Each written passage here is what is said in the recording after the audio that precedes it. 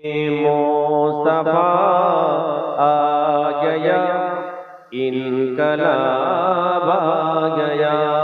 मुस्तफा आ गया, इनकलाब आ गया। कम करो को भी कर दे खिताब आ गया। नाज कर ऐ हली माँ तेरी गोद में मुस्कुराता हुआ महताब आ गया। या नबी या नबी या नबी या नबी या नबी या नबी या नबी या नबी। अल्लाहुम्मा सल्ली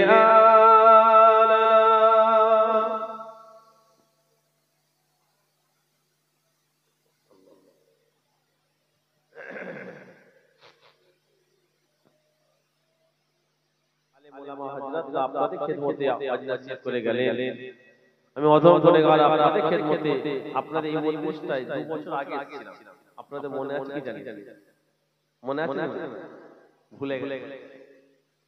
আবার আমি অধম গুনাহগার, এবছর আপনাদের সকলের ভালোবাসায় আল্লাহ পাকের দয়া আমি অধম গুনাহগার শুধু ফুরফুরা দরবার শরীফ কুরবেলবা থেকে স্যার সৈয়দ হুসাইন বুখারী গাজী রাহমাতুল্লাহ আলাইহি এর বংশধর হিসেবে, অপরদিকে আশিক রাসূল ছোট হুজুর কেলবা নাতি হিসেবে আপনাদের খেদমতে এসেছি। আল্লাহ দরবারে আমি দোয়া চাই, আপনারা সকলে দোয়া চান আজকের বলা বসা শোনা আল্লাহ পাক উভয়কে যেন কবুল করে নিয়ে আমাদের সকলের জন্য আল্লাহ যেন নাজাতের একটা রাস্তা বানিয়ে দেয়। জোরে বলুন আল্লাহুম্মা আমিন। মাশাআল্লাহ, আমার আগে আমার মত হয় দীর্ঘক্ষণ আলোচনা করে গেলেন। আমার পরে আমার চাচা জান আসবেন। আল্লাহ দরবারে দোয়া চাই, যত দিন যাচ্ছে আমাদের কাছে তত কিন্তু ফিতনা ফাসাদটা কিন্তু আগিয়ে আসছে। কেন? আমার রাসূলুল্লাহ বলছে এমন একটা সময় আসবে আমাদের সামনে যে সময়টা আমাদের জন্য ঈমানটা রাখা বড় কষ্টকর হয়ে যাবে। এই কথাটা আমার রাসূলুল্লাহ আজ থেকে 1500 বছর আগে শুনিয়ে দিয়ে গেলেন যে এমন একটা সময় আসবে যে সময়টা আমার উম্মতদের জন্য ঈমান রাখাটা বড় কি হবে? কষ্টকর হয়ে যাবে। ওই সময় যদি আমার রাসূলুল্লাহ বলছে আখিরি জামানাতে যদি আমার উম্মতরা ফিতনা থেকে যদি দূরে থাকতে পারে, রাসূলুল্লাহর কওল রাসূলুল্লাহর হাদিস, ফিতনা থেকে দূরে থাকা মানে আমার রাসূলুল্লাহ বললেন ওই ব্যক্তিটা যেন আমার সাথে যেন হিজরত করেছিল, হিজরত করার জন্য আল্লাহ পাক তাদের ঘরে যে সাহাবাদের ঘরে ফজিলত দিয়েছিল, হিজরত করার কারণে সেই রকম ফজিলত আমার উম্মতদের ঘরে আল্লাহ দিয়ে দেবে। জোরে বলা যাবে না? তাহলে ফিতনা থেকে দূরে থাকার কথা আমার রাসূলুল্লাহ বললেন। কেন সময় যত যাবে, যত কিয়ামতের দিকে এগিয়ে যাবে, তত কিন্তু সময়টা আমাদের কাছে কি হয়ে যাবে? সংকীর্ণ হয়ে যাবে। আমার রাসূলুল্লাহ হাদিস পাকে বললেন, কি বললেন? قال رسول الله صلى الله عليه وسلم يتقرب الزمان ويقبض العلم وتأثر الفتنة ويلقى الشوك ويكثر الهرج قالوا وما هرج قال القتل। রাসূলুল্লাহ হাদিস, আল্লাহ রাসূল বলছে يتقرب الزمان, সময়ের বরকত আল্লাহ তুলে নেবে। আমাদের কাছে যত দিন যাবে আমার রাসূলুল্লাহ হাদিস মোতাবেক বছরটা মানুষের কাছে মাসে দাঁড়াবে, মাসটা সপ্তাহে দাঁড়াবে, সপ্তাহটা ঘন্টায় দাঁড়াবে, ঘন্টাটা সেকেন্ডে দাঁড়াবে। সেই সময় এসে না আসে? এখন সময়ের মর্যাদা পাওয়া যায়। সকাল হচ্ছে একটু ঘোরাফেরা করতে করতে দেখা যাচ্ছে সন্ধ্যার আযান হচ্ছে। কথা ঠিক না? قال رسول الله صلى الله عليه وسلم, আমার রাসূলুল্লাহ পরিষ্কার জানিয়ে দিলেন ইয়াতাকারাবু জামান, সময়ের বরকতকে আল্লাহ তুলে নেবে। ওয়া ইয়াকবাদুল ইলম, আল্লাহ পাক ইলমটাকে তুলে নেবে। ওয়াটা দুনিয়া জমিনে আলেম থাকবে কিন্তু প্রকৃত আলেমকে দেখতে পাবেন না। ও ভাইরা, যতদিন যাবে আমার রাসূলুল্লাহ বললেন আমাদের জন্য ঈমান রাখা বড় কষ্টকর হয়ে যাবে। ইউসবিহু রাজুলুন মুমিনা ওয়া ইয়ামসি কাফিরান ওয়া ইয়ামসি মুমিনা ওয়া ইয়াসবাহুল কাফিরান ইয়াবিউ দীনাহু বিআরদিন মিনাদ দুনিয়া। আমার রাসূলুল্লাহ বললেন সকাল যখন হবে আমার উম্মতরা তখন ঈমানদার থাকবে, সন্ধ্যার সময় আমার উম্মতরা কাফের হয়ে যাবে। আবার একটা উম্মত সন্ধ্যার সময় মুসলমান থাকবে, সকাল যখন করবে কাফের হয়ে যাবে। সাহাবা হুজুরা জিজ্ঞাসা করলেন ইয়া রাসূলুল্লাহ ইয়া হাবিবাল্লাহ, হুজুর কিসের কারণে তাদের ঈমানটা তারা বিক্রি করে দেবে? আমার রাসূলুল্লাহ ওই সময় বলেছিলেন ইয়াবিউ দীনাহু বিআরদিন মিনাদ দুনিয়া, সামান্য মানুষের দুনিয়া ধন সম্পদের জন্য সে তার ঈমানটাকে বিক্রি করে দেবে। ও ভাইরা, এখানে ধন সম্পদের জন্য ঈমান বিক্রি করে দেবে, এখানে এই জায়গায় বোঝানো হয়েছে যখন দেখবেন মানুষের মধ্যে দুনিয়াটা প্রবেশ করবে, মানুষের মধ্যে যখন লোভটা প্রবেশ করবে, মানুষের মধ্যে যখন দুনিয়াটা চলে আসবে, দুনিয়ার জন্য সে ঈমানটা বিক্রি করে দেবে, ঈমান হারা হয়ে যাবে। সামান্য সম্পত্তির জন্য দেখবেন আজকাল আমরা সমাজে দেখতে পাই সামান্য এক হাত সম্পত্তির জন্য, এক হাত জায়গার জন্য আমাদের সমাজে দেখবেন বড় ভাই ছোট ভাইয়ের মাথায় কুরুল মারে, ছোট ভাই বড় ভাইয়ের মাথায় মারে না। এই কথাটা আমার রাসূলুল্লাহ আজ থেকে 1500 বছর আগে জানিয়ে দিলেন। সামান্য সে সম্পত্তির জন্য ঈমানটা বিক্রি করে দেবে।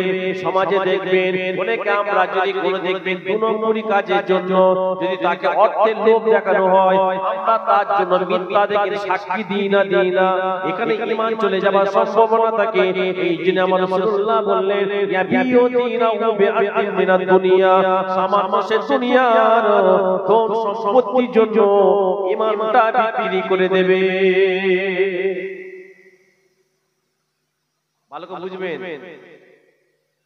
এখন যদি আপনাদের কাছে আমি মাহাতাব জিজ্ঞাসা করি আমাদের কাছে ধন সম্পদটা বেশি মূল্যবান না ঈমানটা বেশি মূল্যবান? আপনারা সকলে বলুন ঈমানটা বেশি মূল্যবান না ধন সম্পদ মূল্যবান? হয় বলে ঈমান, এটা বলে। আমরা জানি যে আমাদের কাছে ঈমানটা বেশি মূল্যবান, কিন্তু আমরা জানার পরও কিন্তু আমরা সম্পত্তির দিকে বেশি আমরা অধিকার দেখাই। দুনিয়ার জমিনে সবথেকে নির্দিষ্ট জায়গা রাসূলুল্লাহ কওল, আমার রাসূলুল্লাহ বলেছেন কোন জায়গাটা বলে দেখি?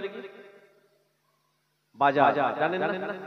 আর সবথেকে উৎকৃষ্ট জায়গা ভালো জায়গা কোনটা? কথা বলে মসজিদ। আচ্ছা বলুন তো বাজারে লোক সংখ্যা বেশি হয় না মসজিদে লোক সংখ্যা বেশি হয়?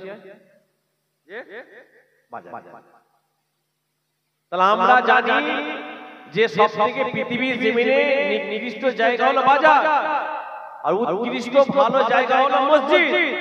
কিন্তু আমরা জানার পরও দেখবেন বাজারে লোক সংখ্যা বেশি আর মসজিদে লোক সংখ্যাটা কম। কারণ কিসের জন্য? আমাদের মধ্যে দুনিয়াটা প্রবেশ করেছে সবথেকে আমাদের কাছে। দুনিয়া যখনই আমাদের মধ্যে আসবে তখনই আমাদের ঈমান চলে যাওয়ার সম্ভাবনা থাকবে। একদিন আমার রাসূলুল্লাহ হয়তো আবু বকর সিদ্দিক একদিন রাস্তা দিয়ে হেঁটে যাচ্ছে, যেতে দেখছে কিনা একটা ফাঁকা মরুভূমি এলাকায় দেখছে আমার রাসূলুল্লাহ একা বসে আছে। কে দেখছে? হযরত আবু বকর সিদ্দিক। যখনই হযরত আবু বকর সিদ্দিক দেখতে পেলেন আমার রাসূলুল্লাহ ফাঁকা মরুভূমিতে একা, হযরত আবু বকর সিদ্দিক মনে মনে খুশি হয়ে গেলেন কি আমি রাসূলুল্লাহর সঙ্গে কোনোদিন ফাঁকা একা পাইনি। রাসূলুল্লাহর সঙ্গে আজকে আমি সুযোগ পেয়েছি, আজকে আমি রাসূলুল্লাহর সঙ্গে একটু জান করে দুটো কথা বলবো। যখনই আবু বকর চিন্তা করে রাসূলুল্লাহর দিকে এগিয়ে যাচ্ছে, আমাদের বিভাগের দিকে এগিয়ে যাচ্ছে, যখনই কাছাকাছি চলে যাচ্ছে, কাছাকাছি যাবার পরে হযরত আবু বকর সিদ্দিক শুনতে পাচ্ছে কি আল্লাহ রাসূল যেন বলছে খবরদার তুমি আমার কাছে আসবে। ও আমার ভাইয়েরা জনেরা, কিতাবের মধ্যে পাওয়া যায়, ভালো করে বোঝার চেষ্টা করবেন। আল্লাহ নবী ওই সময়তে বলতে লেগেছে খবরদার তুমি আমার কাছে যেন আসতে যেও না, তুমি যেন আমার কাছে আসবে না, আমি তোমাকে পছন্দ করি না, ওই জায়গায় দাঁড়িয়ে যাও, আমার কাছে তুমি আসবে না, আমি তোমাকে ভালোবাসি না। ও ভাইয়েরা, আল্লাহ নবী যখন এই কথা বললেন কিতাবের মধ্যে পাওয়া যায় হযরতে আবু বকর সিদ্দিক সঙ্গে সঙ্গে ওই জায়গায় দাঁড়িয়ে গেলেন। হযরতে আবু বকর সিদ্দিক সঙ্গে সঙ্গে ওই জায়গায় দাঁড়িয়ে গেলেন। হযরতে আবু বকর সিদ্দিক মনে করলেন আল্লাহর নবী হযরতে আবু বকরকে লক্ষ্য করে বলছে, খবরদার আমার কাছে এসো না। হযরতে আবু বকর সিদ্দিক মনে করছে যে আমার রাসূলুল্লাহ আমাকে কাছে যেতে নিষেধ করছেন, আমার রাসূলুল্লাহ আমাকে কাছে যেতে মানা করছেন, আমার রাসূলুল্লাহ আমাকে পছন্দ করছে না। এইজন্য আমি আবু বকরকে লক্ষ্য করে আমার রাসূলুল্লাহ বলছে, খবরদার আমার কাছে যেন তুমি আসতে যেও না, আমি তোমাকে পছন্দ করি না, আমি তোমাকে ভালোবাসি না, তুমি আমার কাছ থেকে দূরে সরে যাও। ও ভাইরা, কিতাবের মধ্যে পাওয়া যায় আল্লাহর নবী যখন এই কথাগুলো বলছেন হযরত আবু বকর সিদ্দিক দূরে দাঁড়িয়ে গেলেন। আমার রাসূলুল্লাহ আমাকে মানা করছেন কাছে যেতে, আমার রাসূলুল্লাহ আমাকে নিষেধ করছে কাছে যেতে। আমার রাসূলুল্লাহ যখন মানা করলেন, আমার রাসূলুল্লাহ যখন নিষেধ করছে, আমি আবু বকর আমি রাসূলুল্লাহর কাছে যেতে পারবো না। কেন না আল্লাহর নবীর কথাগুলো মেনে নেওয়া আমার জন্য হলো ফরজ। আল্লাহর নবীর কথাগুলো মেনে নেওয়া হলো আমার জন্য ফরজ। আমার রাসূলুল্লাহ যখন আমাকে মানা করছে, আমার রাসূলুল্লাহ যখন আমাকে মানা করছে, আমি রাসূলুল্লাহর কাছে যাব না। হযরত আবু বকর সিদ্দিক ঝরঝর করে কাঁদতে লেগেছে। কেন না আল্লাহর নবী বলতে লেগেছে, আবু বকর আমার রাসূলুল্লাহর নামটা নেয়নি, আমি তোমাকে পছন্দ করি না, আমি তোমাকে ভালোবাসি না, তুমি আমার কাছে দূরে সরে যাও। হযরত আবু বকর সিদ্দিক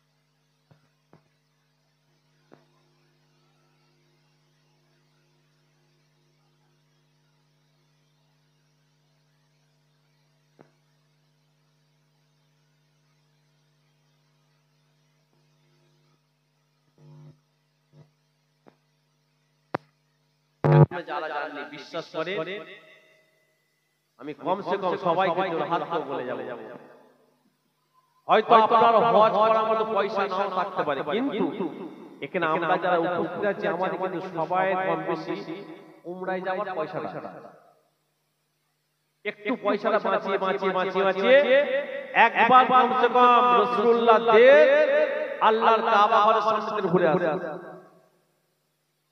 শুনছেন যিনারা গেছেন আপনি বিশ্বাস করবেন না যিনারা গেছেন মনে হবে যে আমরা আসার পর মনে হবে যে আমরা হয়তো ক্যাচরা ডাব্বায় বসে আছি এই কথা ঠিক না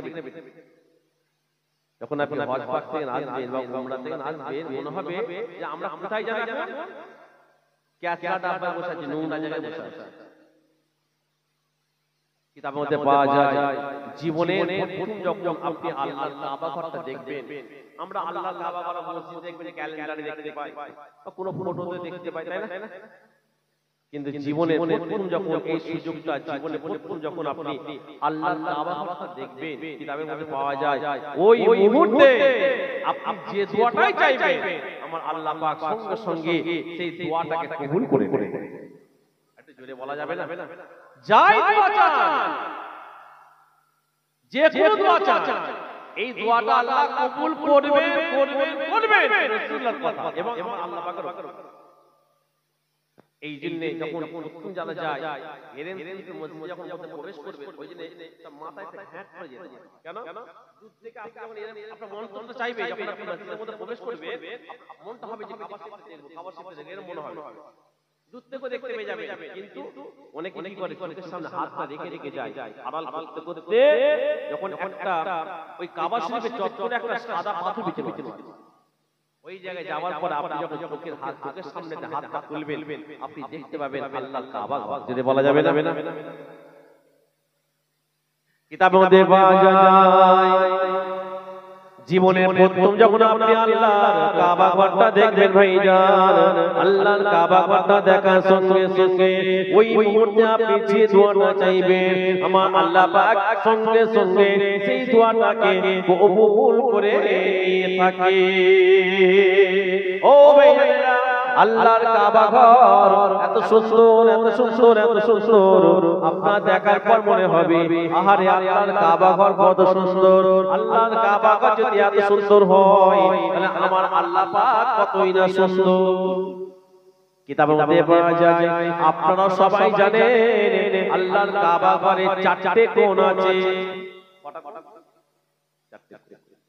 ও ভাইরা আল্লাহর কাবা ঘরে চারটি কোণ আছে ভাইজান চারটি কোণের মধ্যে এমন একটা কোণ আছে যে কোণটায় একটা এমন একটা পাথর আছে যে পাথরটার নাম হলো হাজরে আসওয়াদ হাজরে আসওয়াদে যখন কোনো হাজী সাহেবরা যখন কোনো ব্যক্তিরা হাজরে আসওয়াদে চুমা দিয়ে দেয় আমার আল্লাহ পাক সঙ্গে সঙ্গে তার জীবনের সমস্ত গুনাহকে আমার আল্লাহ মাফ করে দিয়ে থাকে আরো জোরে বলুন সুবহানাল্লাহ ও ভাইজানেরা হাজরে আসওয়াদে চুমা দিবার হাজরে আসওয়াদে যে কোণটা আছে ওই কোণের মধ্যে যাবার আগে আরেকটা কোণ আছে যে কোণটার নাম হলো রুকনে ইয়ামিনী হাজরে আসওয়াদ একটা কোণে আছে আর হাজরে আসওয়াদে যাবার আগে আরেকটা কোণ আছে যে কোণটার নাম কি বললাম রুকনে ইয়ামিনী ওই রুকনে ইয়ামিনীর কোণে একটা পাথর আছে ওটা হলো জান্নাতি পাথর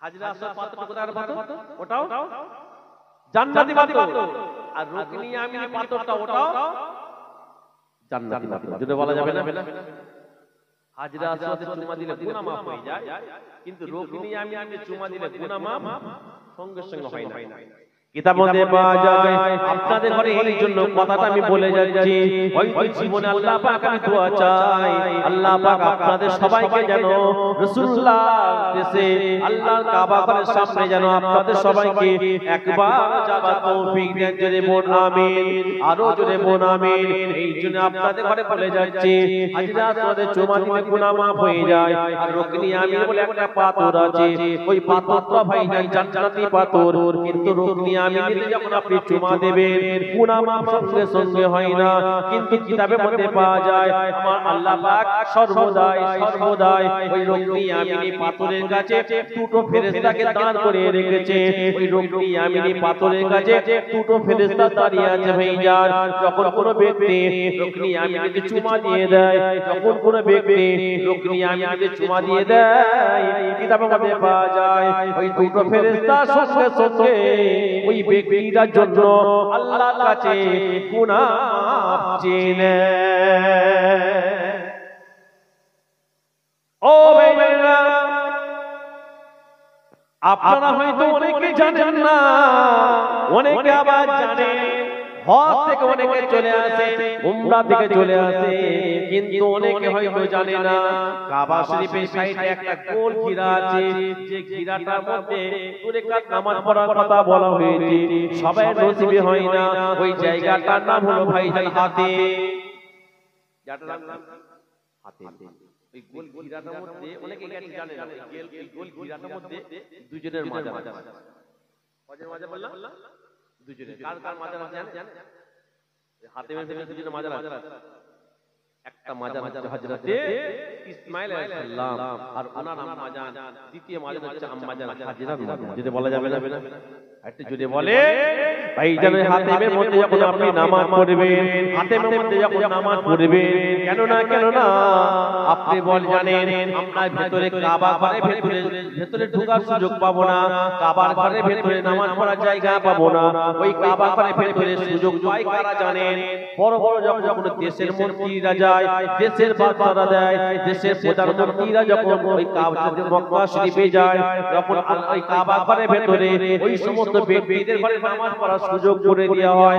কিন্তু ভাইজান, আমরা অসহায় গরিব মানুষ, আমরা যখন যাব আমাদের মনটা চাইবে আল্লাহর কাবা ঘরে ভেতরে দুই রাকাত নামাজ পড়ি, আল্লাহর কাবা ঘরে ভেতরে দুই রাকাত নামাজ পড়ি, এই মনটা আমাদের চাইবে না? এটা আমার রাসূলুল্লাহ দেখেন আপনাকে আমাকে কতটা ভালোবেসেছেন ভাইজান। আমার রাসূলুল্লাহ কত সুন্দর সুযোগ করে দিয়ে গেলেন।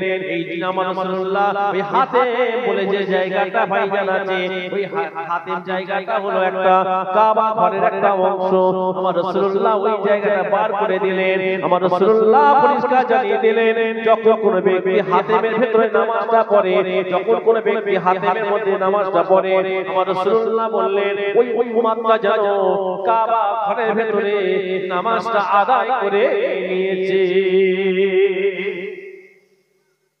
দেখেন আমার রাসূলুল্লাহ আমাদের কত ভালোবাসতেন বাবাসে, আর সারা জীবন বেঁচে যাবেন কথা ঠিক বেঁচে। কিন্তু দুঃখের বিষয় কি জানেন? আমরা দেখবেন নবীর শানে একজন এমন মন্তব্য করি যে মন্তব্যটা রাসূলুল্লাহ শানে কুস্তাগি হয়ে যায়। এমন কথা বলে ফেলি আমরা যে কথাটা রাসূলুল্লাহর ইজ্জতে দাগ দেয়। একটা কথা মাথায় রাখবেন, হয়তো আমরা এখানে অনেক বসে আছি, ঠিক মতো নামাজ পড়তে পারি না, ঠিক মতো হয়তো রোজা রাখতে পারি না, কিন্তু আপনি জানবেন আমাদের অন্তরে যদি সত্যিকারের রাসূলুল্লাহর ভালোবাসা থাকে, নবী পাকের যদি মহব্বত থাকে, আমার রাসূলুল্লাহ আপনাকে আমাকে রাসূলুল্লাহর ভালোবাসার ওসিলায় নাজাত দিয়ে দেবেন। যদি বলা যাবে না? সুবহানাল্লাহ। আমার রাসূলুল্লাহ আজ থেকে 15 বছর আগে জায়গাটা বাদ দিয়েছিলেন, যে যখন মক্কা শরীফে যখন হাজী সাহেবরা যায় বা উমরায় যায়, মক্কা শরীফ থেকে যখন মদিনা শরীফে চলে যায়, যখন শেষ তওয়াফ করে বিদায় তওয়াফ, এই জানেন না, যখন বিদায় তওয়াফ করে হাজী সাহেবদের বড় কষ্ট হয়। বিদায় তওয়াফ করার সময় বড় কষ্ট হয় যে কাবা শরীফে চলে যাচ্ছি, আল্লাহর ঘরের থেকে চলে যাচ্ছি, বড় বুক ভরা ব্যথা নিয়ে যখন তারা যায় কোথায়? মদিনা শরীফের দিকে যখন যায়, মদিনা শরীফে যাওয়ার পরে রাসূলুল্লাহ সবুজ গম্বুজটা দেখার সঙ্গে সঙ্গে কাবা শরীফের কথা আর মনে থাকে। যদি বলা যাবে না, কেন কাবাকে আমার যদি বলুন একটু জুড়ে বলা যাবে সুবহানাল্লাহ।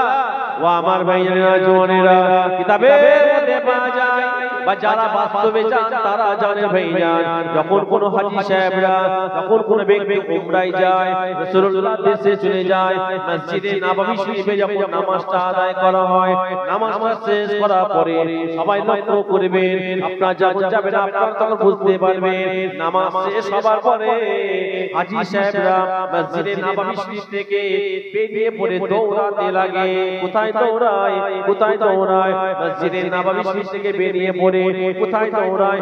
দুনিয়ার অন্য কোন জায়গায় দৌড়ায় না ভাইজান। তখন ওই সময়তে ওই সমস্ত হাজী সাহেবরা দৌড়ে দৌড়ে আমার রাসূলুল্লাহর রওজা থেকে আমার রাসূলুল্লাহর কাছে দৌড়াতে লাগে। কেননা সারা জীবন নবী নবী করেছি, আজকে রাসূলুল্লাহকে কাছে পেয়ে গেছি ভাইজান। ওই সময়তে দৌড়াতে লাগে, রাসূলুল্লাহর রওজায় সালাম দেওয়ার জন্য দৌড়াতে লাগে। রাসূলুল্লাহর রওজার মধ্যে যাবার আগে, রাসূলুল্লাহর রওজার কাছে যাবার আগে একটা গেট আছে ভাইজান, যে গেটটার নাম হলো বাবে সালাম। রাসূলুল্লাহ মাজারে যাবে, মাজারে যাবার আগে একটা গেট আছে, সেই গেটটার নাম কি? বাবে সালাম। বাবে সালামের মধ্যে যখন আপনি প্রবেশ করবেন, বাবে সালামের মধ্যে প্রবেশ করার পরে আপনি আস্তে আস্তে আস্তে আস্তে আমার রাসূলুল্লাহর কাছে যখন চলে যাবেন, রাসূলুল্লাহ রওজার কাছে যখন আপনি চলে যাবেন, রাসূলুল্লাহ রওজার কাছে যাওয়ার পর আপনি দেখতে পাবেন আমার রাসূলুল্লাহর রওজার কাছে সোনালী কালারের জালি করা আছে ভাইজান, সোনালী কালারের জালি করা আছে। সোনালী কালারের জালি কাছে যাওয়ার পরে দেখবেন একটা গোল ফাঁকা ফুটো করা আছে, একটা ফাঁকা করা আছে। ওই গোল ফুটোর উপরে আমার রাসূলুল্লাহর নামখানা লেখা আছে। আপনি তখন বুঝতে পারবেন এই জায়গায় আমার দয়ার নবী শুয়ে আছেন, আমার রাসূলুল্লাহ এই জায়গায় শুয়ে আছে। আপনি ওই সময়তে আমার রাসূলুল্লাহকে সালামটা দেবেন, আসসালাতু আসসালামু আলাইকা ইয়া রাসূলুল্লাহ, আসসালাতু আসসালামু আলাইকা ইয়া হাবিবাল্লাহ, আসসালাতু আসসালামু আলাইকা ইয়া সাফিউল মুসলিমিন, আসসালাতু আসসালামু আলাইকা ইয়া রাহমাতাল লিল আলামিন। ও ভাইজানেরা, আমার রাসূলুল্লাহ পরিষ্কার বলে দিয়ে গেছেন, যখন কোন আমার উম্মত উম্মতিরা আমি রাসূলুল্লাহ দুনিয়া থেকে বিদায় নিবার পরে আমার যখন কোন উম্মত উম্মতিরা আমি রাসূলুল্লাহ রওজার কাছে এসে সালামটা দেবে, ওই সালামটা যেন শিশুর সালামটা দিল না, ওই ব্যক্তিটা যেন আমি রাসূলুল্লাহর সঙ্গে জীবিত অবস্থায় দিদার করে নিয়েছে। আরো জোরে বলেন, ও ভাইজানেরা, আপনি যখন সালাম দেবেন, আমরা যখন রাসূলুল্লাহকে সালামটা দিই, আমার রাসূলুল্লাহ সালামের জবাবটা দিতে থাকে। শুধু তাই নয়, ওই সময় আপনি আপনার মনের কথা বলবেন, ইয়া রাসূলুল্লাহ, ইয়া হাবিবাল্লাহ, আপনি যেন আমাকে ভুলে যাবেন না, ইয়া রাসূলুল্লাহ, হাবিবাল্লাহ। ওই সময় আপনি আপনার মনের কথা জান খুলে বলে নেবেন, ইয়া রাসূলুল্লাহ, কাল কিয়ামতের ময়দানে, মাহশারের ময়দানে, যেদিন মারবার কাছে সূর্যটা নেমে আসবে, দিনগুলো টকবক টকবক করে ফুটে থাকবে, জমিনটা তামান্নায় লাল হয়ে যাবে, যেদিন কেউ কাউকে চিনতে পারবে না, আর সে আজিমে ছাওয়া ছাড়া কোনো ছাওয়া থাকবে না। ইয়া রাসূলুল্লাহ, ওই কঠিন মুসিবতের দিনে যেন আপনি আমাকে ভুলে যাবেন না, যাবেন না, যাবেন না। ইয়া রাসূলুল্লাহ, কাল কিয়ামতের ময়দানে সকলের এত পিপাসা লাগবে, সবাই পানি পান করার জন্য, সবাই পিপাসা পান করার জন্য সবাই বেচেন হয়ে যাবে। ইয়া রাসূলুল্লাহ, ওই যেন আপনি আমাকে ভুলে যাবেন না। ইয়া রাসূলুল্লাহ, ইয়া হাবিবাল্লাহ, কাল কিয়ামতের ময়দানে, মাহশারের ময়দানে আপনার শাফাআত পাওয়ার জন্য সমস্ত উম্মতেরা দৌড়াতে লাগবে। ইয়া রাসূলুল্লাহ, কাল কিয়ামতের ময়দানে ওই সময় যেন আপনি আমাকে ভুলে যাবেন না। ও ভাইরা, কিতাবে মধ্যে পাওয়া যায়, আপনি আপনার মুখ থেকে রাসূলুল্লাহকে কথাগুলো বলবেন, যেমন আজকে আপনার ধরেন আমি কথাগুলো বলছি, আপনারা যেমন শুনতে পাচ্ছেন, আমার রাসূলুল্লাহ, আপনি রাসূলুল্লাহ রওজার সামনে যখন বলবেন, আমার রাসূলুল্লাহ আপনার প্রত্যেকটা কথা পরিষ্কার শুনতে থাকে। আপনারা যখন আমি কথাগুলো বলছি আপনি শুনতে পাচ্ছেন তো? কথা বলছেন না কেন? আমার রাসূলুল্লাহকে যখন আমরা কথা বলি, আমার রাসূলুল্লাহ পরিষ্কার শুনতে পায়। যেটা বলা যাবে না, একটু জোরে বলে যে এক শ্রেণী বেরিয়েছে, তারা বলে নাকি আমার রাসূলুল্লাহ মারা গেছে, সকলে বলেন তো নাউযুবিল্লাহ। এটা চালাকি কথা নয়? ও ভাইরা, আল্লাহর নবী রওজার পাশে আর একটা ফাঁকা জায়গা করা আছে ভাই ভাই, গোল চিহ্ন দেখতে পাবেন, একটা গোল ফুটো আছে, ও তার উপরে লেখা আছে হযরতে আবু বকর সিদ্দিক হুজুরের নামটা লেখা আছে। আপনি তখন বুঝতে পারবেন এই জায়গায় সিদ্দিক আকবর হযরতে আবু বকর সিদ্দিক শুয়ে আছেন। আপনি হযরতে আবু বকরকে সালামটা দেবেন, তারপরে হযরত ওমর ফারুক শুয়ে আছে, হযরত ওমর ফারুকের নামটা লেখা আছে। আপনি তখন বুঝতে পারবেন এই জায়গায় হযরত ওমর শুয়ে আছে। ভাইজান আপনি যখন রাসূলুল্লাহকে সালামটা দেবেন, হযরতে আবু বকরকে সালামটা দেবেন, হযরত ওমরকে যখন আপনি সালামটা দেবেন, আপনার কি মনে হয় ইনারা কি সালামের জবাব দেবে না দেবে না? এই দেবে না সালামের জবাব? হ্যাঁ, যখন রাসূলুল্লাহকে যখন আপনারা সালাম দিচ্ছেন, আমার রাসূলুল্লাহ যখন সালামের জবাব দিচ্ছে, ওই জবাবটাই হলো আমাদের জন্য কি? দোয়া। এই জবাবটাই আমাদের জন্য দোয়া। আর আমার রাসূলুল্লাহ যখন কোন উম্মতের জন্য দোয়া চেয়ে দেয়, আল্লাহ পাক ওই ব্যক্তির জন্য জাহান্নামের আগুনটাকে হারাম করে দেয়। যদি বলা যাবে না? বিশ্বাস করেন, ঈমানটা শর্ত। আমরা রাসূলুল্লাহর উম্মত হয়েছি, হয়তো আমরা বুঝতে পারছি না আমাদের কদরটা, আমাদের সম্মান আল্লাহ কত দিয়েছে, আমাদের মাকাম যে আল্লাহ কত দিয়েছে এটা আমরা নিজেরাই জানি না। এই জন্য অন্যান্য নবীরা, অন্যান্য রাসূলরা, তিনারা নবী হতে চেয়েছিলেন না, রাসূল হতে চেয়েছিলেন না, তিনারা চেয়েছিলেন আমাদের মতো উম্মত হওয়ার জন্য। ঈমানটা নিয়ে আমরা মরতে পারি, আমার আল্লাহ পাক রাসূলুল্লাহর ওসিলায় আমাদের ঘরে দয়া জান্নাত দিয়ে দেবে। যদি বলা যাবে না যে মুসা নবীর উম্মতকে আল্লাহ নাজাত দিয়েছেন রাসূলুল্লাহর ওসিলায়, 200 বছর আল্লাহ হায়াত দিয়েছিলেন মুসা নবীর উম্মতে। 200 বছরের মধ্যে কোনো দিন একটা ভালো কাজ করেনি, শরিয়ত মোতাবেক কাজ করেনি। কিন্তু মুসা নবীর ওই উম্মতটা মাঝে মাঝে তাওরাত কিতাবটা পড়ে রাসূলুল্লাহর নামটা যখন দেখতে পেত, রাসূলুল্লাহর নামের উপরে কি দিত? একটা করে চুমা দিত। ওই ব্যক্তি যখন মারা যায়, আপনারা জানেন এলাকার লোকেরা তাকে ভাগাড়ে ফেলে দিয়েছে। মুসা নবীকে আল্লাহ পাক বলেন, এ মুসা যাও, ওই ব্যক্তিকে ভাগাড়ে ফেলেছে, ওই ব্যক্তিকে ভাগাড়ে তুলে ওর গোসল করাও, কাফন করাও, জানাজা করাও, তার দাফনের ব্যবস্থা করো। মুসা নবী আল্লাহ ও তো গুনাহগার, ও তো বড় নিকৃষ্ট, ও তো আপনার হুকুম মোতাবেক চলেনি। তখন আল্লাহ বলে, জয় মুসা, আমি আল্লাহ যেটা জানি সেটা তোমরা জানো। যদি বলুন কি আল্লাহ তাহলে কি সে কাজ করেছে, কি এমন ভালো করেছে? তখন হযরত মুসা নবীকে আল্লাহ বলছে, হে মুসা, 200 বছর আগে আল্লাহ হায়াত দিয়েছিলাম, আমার জমিনে ঘুরেছে, আমার খেয়েছে, কিন্তু আমার কথা মোতাবেক চলেনি। কিন্তু মাঝে মাঝে তোমার উপরে যে আমি তাওরাত কিতাবটা নাজিল করেছিলাম, ওই তাওরাত কিতাবে আখির জামানার নবীর নামটা লেখা আছে। আর তাওরাত কিতাবটা খুলে আমার রাসূলুল্লাহর আখির জামানার নবীর নামের উপর জমা দিত। সেই কারণে আমি আল্লাহ খুশি হয়ে, ওই ব্যক্তির উপরে রাজি হয়ে, আমি আল্লাহ ওই ব্যক্তিটার পাহাড় গুনাহকে আমি আল্লাহ maaf করে দিয়ে নাজাতের ওসিলা বানিয়ে দিয়েছি। যদি বলুন, যদি বলা যাবে না কার উম্মত? ওই উম্মতটা কার? মুসা নবীর উম্মত।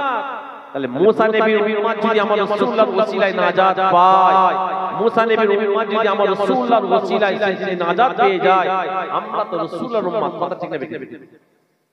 সেই রাসূলুল্লাহ সাল্লাল্লাহু আলাইহি ওয়াসাল্লাম যদি আমরা খারাপ মন্তব্য করি, আমার আল্লাহ বিশ্বাস করেন সারা জীবন নামাজ পড়ে কপালে দাগ করে ফেলবো, রোজা রেখে শরীর কঙ্কাল করে ফেলবো, কিন্তু রাসূলুল্লাহ সাল্লাল্লাহু আলাইহি ওয়াসাল্লাম তাকাব্বুরি করার কারণে আমার আল্লাহ কিন্তু এই রকম নামাজি রোজাদারকে জাহান্নামে দেবে না দেবে না?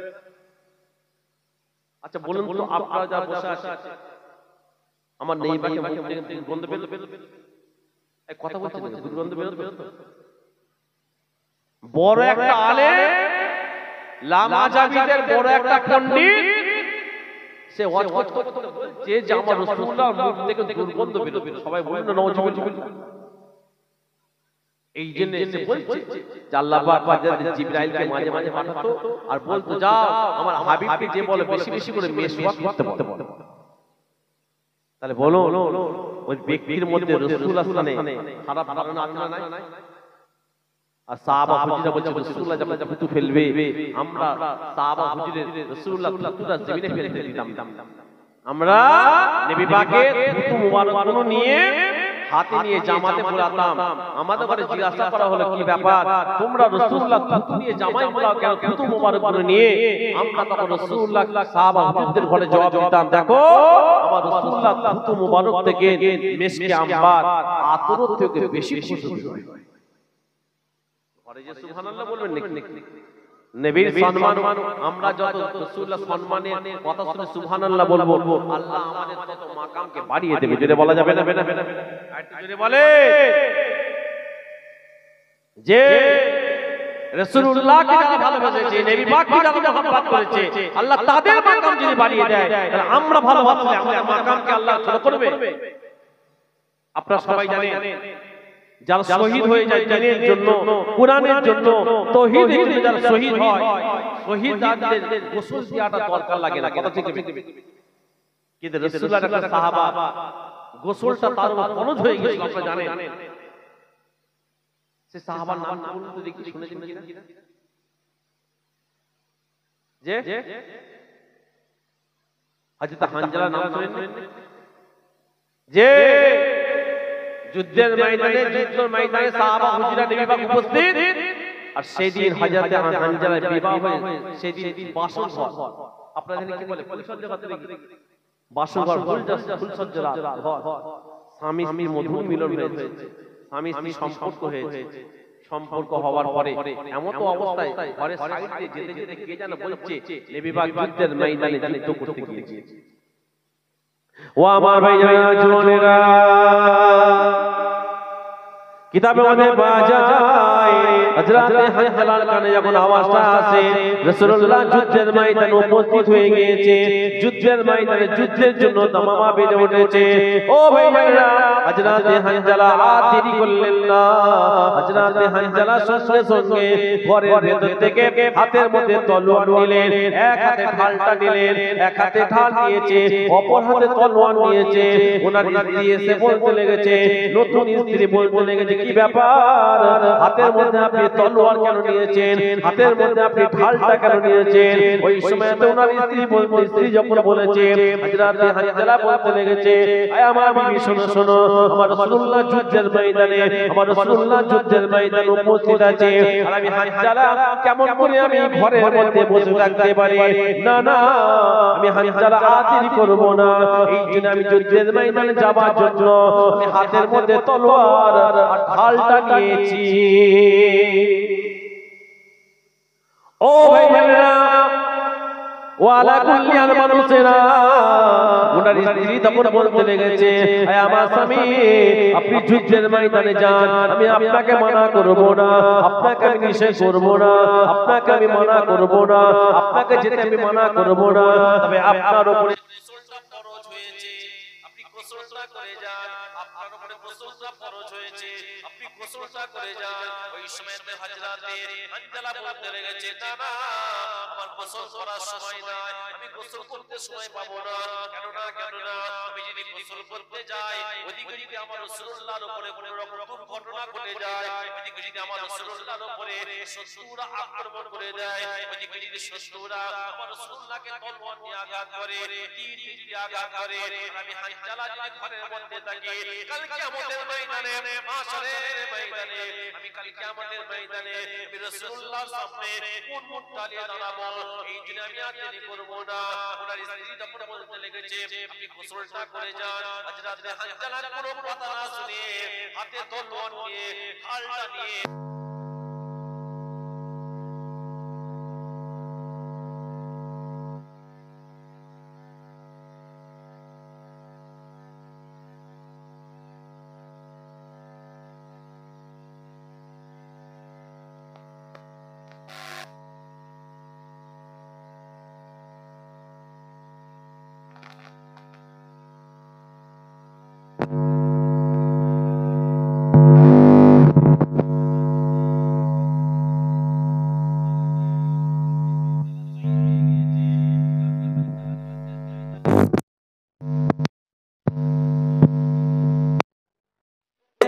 জীবনটা তুলে দিয়েছে হযরত হানজালার স্ত্রীর কানে কথাটা যখন এসে পৌঁছায় হযরত হানজালার স্ত্রী আর দেরি করলো না আর দেরি না করে যুদ্ধের ময়দানের দিকে দৌড়াতে লাগলেন দৌড়ে দৌড়ে দৌড়ে দৌড়ে কিতাব পড়তে পাওয়া যায় হযরত হানজালা স্ত্রী যখন যুদ্ধের ময়দানে পৌঁছে গেলেন দূর থেকে আমার রাসূলুল্লাহকে দেখতে পেলেন আস্তে আস্তে আমার রাসূলুল্লাহর কাছে গেলেন আস্তে আস্তে আমার রাসূলুল্লাহর কাছে পৌঁছে গেলেন আমার রাসূলুল্লাহর কাছে জিজ্ঞাসা করতে লাগলেন ইয়া রাসূলুল্লাহ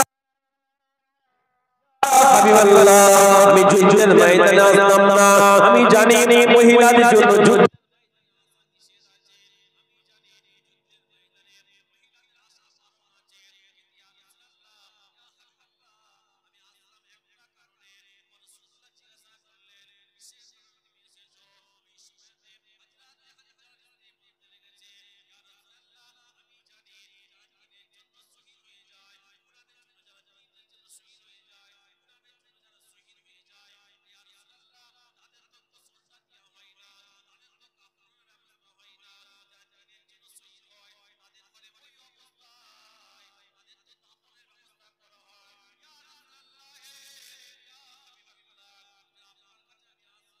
কোনো কারণে না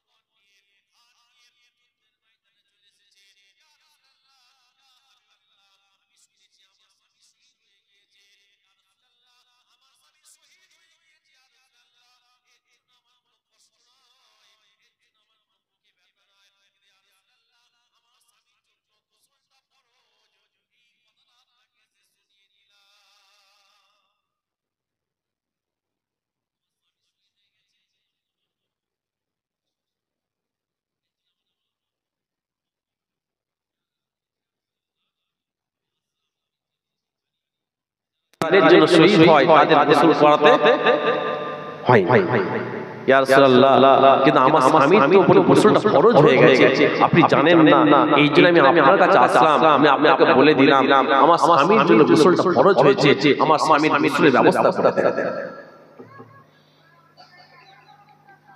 ও ভাইরা কিতাবের মধ্যে পাওয়া যায় আমার রাসূলুল্লাহকে যখন হযরত হানজালার স্ত্রী এই কথাটা বললেন আমার রাসূলুল্লাহ সঙ্গে সঙ্গে সাহাবা হুজুরদের ঘরে বললেন যাও হানজালার লাশটা আমার সামনে নিয়ে এসো হানজালার গোসলের ব্যবস্থা করো হানজালার গোসলের ব্যবস্থা করো অন্যান্য যারা শহীদ হয়েছে তাদের গোসলের ব্যবস্থা করতে হবে না কিন্তু হানজালার গোসলের ব্যবস্থাটা করো আমার অন্যান্য সাহাবা যারা শহীদ হয়েছে তাদের কিন্তু গোসলের ব্যবস্থা করতে হবে না কিন্তু হানজালার গোসলের ব্যবস্থা কিতাবে হানজালার লাশটা আনার জন্য উহুদের ময়দানে যুদ্ধের ময়দানে খুঁজতে লেগেছে সাহাবা হুজুরা কিন্তু হানজালার লাশটা খুঁজতে লেগেছে বটে কিন্তু হানজালার লাশটা দেখতে পাওয়া যাচ্ছে না সাহাবা হুজুরা তন্ন করে খোঁজে হযরত হানজালার লাশকে দেখতে পাওয়া যাচ্ছে না যুদ্ধের ময়দানে হযরত হানজালার লাশকে দেখতে পাওয়া যাচ্ছে না সাহাবা হুজুরা আমার নবী পাকের কাছে আসলেন ইয়া রাসূলুল্লাহ ইয়া হাবিবাল্লাহ ইয়া রাসূলুল্লাহ ইয়া হাবিবাল্লাহ হযরত হানজালার লাশটা আমরা দেখতে পাচ্ছি না ইয়া রাসূলুল্লাহ ইয়া হাবিবাল্লাহ হযরত হানজালার লাশটাকে আমরা দেখতে পাচ্ছি না ওয়ালা কুল্লি মানুষেরা দেখেন হযরত হানজালা সম্মানকে আল্লাহ কত দিয়েছে হযরত হানজালার মাকামকে আল্লাহ পাক কত উচ্চ করেছে ওই সময়তে আমার রাসূলুল্লাহকে যখন সাহাবা হুজুরা বললেন ইয়া রাসূলুল্লাহ হানজালার লাশকে খুঁজে পাচ্ছি না আমার নবী পাক ভাবতে গেলেন যে আমার হানজালার লাশটাকে শত্রুরা নিয়ে পালিয়ে গিয়েছে কিনা হযরত হানজালার লাশটাকে শত্রুরা নিয়ে চলে গেছে কিনা শত্রুরা যদি হানজালার লাশ নিয়ে চলে যায় তাহলে তারা আমার রাসূলুল্লাহ বলতে লেগেছে হানজালার লাশকে তারা নিয়ে বিরতি করবে রাসূলুল্লাহ পেরেশান হয়ে যাচ্ছে এমন অবস্থায় আমার আল্লাহ পাক হযরত জিবরাইলকে বললেন যাও জিবরাইল দেরি করো না হে আমার জিবরাইল চলে যাও আমার হাবিব বড় পেরেশানের মধ্যে আছে আমার হাবিবকে যে একবার শুনিয়ে দাও আমার হাবিবকে একবার যে বলে দাও হাবিব চিন্তা না করে হাবিবকে ভাবতে মানা করে দাও কেন না আমার হানজালা লাশে আমার হানজালার উপরে গোসলটা ফরজ হয়েছে কেউ জানো না জানো আমি আল্লাহ তো জানি এই দিন আমি আমার হানজালার লাশকে ফেরেশতার মাধ্যমে আমি আসমানে তুলে নিয়ে এসেছি আমি আমার হানজালার লাশটাকে ফেরেশতার মাধ্যমে জান্নাতি পানি দিয়ে গোসলের ব্যবস্থা করেছি একটু জোরে বলে নারে তাকবীর না আর আল্লাহ বলছে কি জানো না জানো আমি আল্লাহ তো জানি আমার হানজালার উপর গোসলটা কি হয়ে আছে ফরজ এই জিবরাইল যাও আমার হাবিবকে যে বলে দাও হাবিব যেন চিন্তা না করে হাবিবকে যে বলে দাও হাবিবকে ভাবতে মানা করে দাও না হাবিব আমার পেরেশান হাবিবকে যে বলে দাও হাবিবের অর্থাৎ সাহাবা হানজালা লাশটা আমি আল্লাহ ফেরেশতার মাধ্যমে জান্নাতি পানিদের গোসলের ব্যবস্থা করছি জোরে বলুন এটা সকলে একসাথে জোরে বলে কিতাবের মধ্যে পাওয়া যায় হযরত হানজালার কথা শোনার পরে হযরত জিবরাইল আমার রাসূলুল্লাহর কাছে আসলেন আসসালামু আলাইকা ইয়া রাসূলুল্লাহ আসসালামু আলাইকা ইয়া হাবিবাল্লাহ হযরত জিবরাইল সালামের জবাব আমার রাসূলুল্লাহ দিলেন আমার রাসূলুল্লাহ বলতে লাগলেন কি ব্যাপার জিবরাইল এই রকম সময় তুমি আসলে কেন হঠাৎ করে ওই সময় হযরত জিবরাইল বলে গেছে ইয়া রাসূলুল্লাহ ইয়া হাবিবাল্লাহ আপনি যুদ্ধের ময়দানে পেরেশান আছেন হযরত হানজালার লাশটা আপনি খুঁজছেন ইয়া রাসূলুল্লাহ হানজালার লাশটা দুনিয়া জমিনে এখন নাই ওই সময় হযরত জিবরাইল বলে গেছে ইয়া রাসূলুল্লাহ ইয়া হাবিবাল্লাহ হানজালার উপর গোসলটা ফরজ হয়েছে দুনিয়ার কেউ জানুক না জানো আমার আল্লাহ তো জানেন এই জন্য শহীদ হওয়ার পরে হযরত হানজালার লাশটাকে আমার আল্লাহ পাক ফেরেশতার মাধ্যমে আসমানে তুলে নিয়েছে আরো বলে ও ভাইজান রাসূলুল্লাহকে বলতে লাগলেন ইয়া রাসূলুল্লাহ আপনি চিন্তা করবেন না হানজালার গোসলের ব্যবস্থা ওখানে হয়েছে হানজালার গোসলটা করানো হচ্ছে বেশ কিছুক্ষণ পরে রিওয়ায়াতের মধ্যে পাওয়া যায় হযরত হানজালার লাশটা আসমানে ফেরেশতারা আস্তে আস্তে আস্তে আস্তে রাসূলুল্লাহর সামনে নিয়ে আসছে রাসূলুল্লাহর সামনে হযরত হানজালার লাশ রাখা হলো রাসূলুল্লাহ আগে হযরত হানজালার কাছে আগিয়ে গেলেন রাসূলুল্লাহ নিজের হাতখানা নিয়ে হযরত হানজালার মাথার মধ্যে চুলের মধ্যে হাতটা দিলেন রাসূলুল্লাহ চুলের ভিতরে হাতটা দিয়ে দেখতে কিনা হযরত হানজালার চুলটা তখন ভিজে অবস্থায় আছে দেখে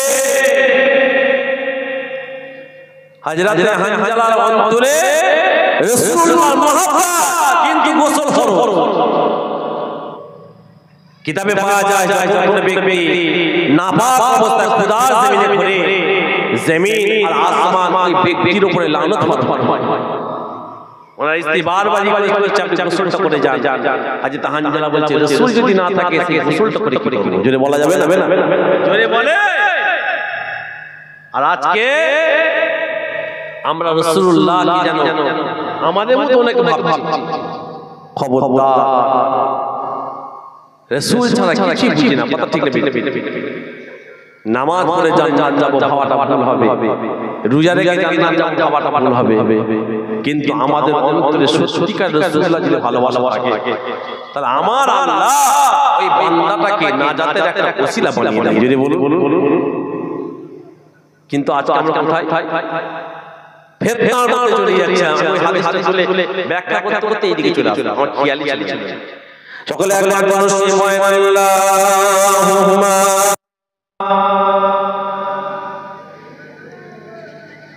আল্লাহ ওয়া আলা আলিহি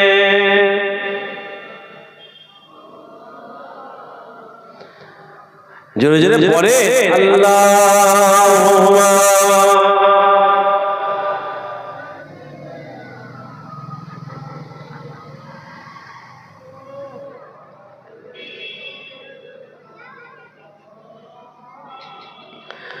मदीना याद आती है, बुला लो या रसूल अल्लाह। যদি বলা যাবে সুবহানাল্লাহ, আর একটু জোরে বলেন সুবহানাল্লাহ। মদিনা শরীফ মনে পড়লে ইয়া রাসূলুল্লাহ আপনি আমাদের কথা করেন যেন আপনার কাছে ডেকে নেন, যদি বলা যায় আর একটু জোরে বলেন সুবহানাল্লাহ। মদিনা याद आती है, बुला लो या रसूल अल्लाह। मदीना याद आती है, बुला लो या रसूल अल्लाह।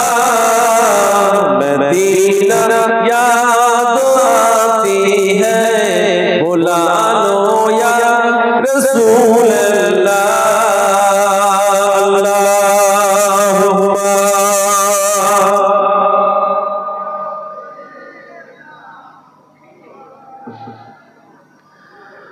وعلى آل سيدنا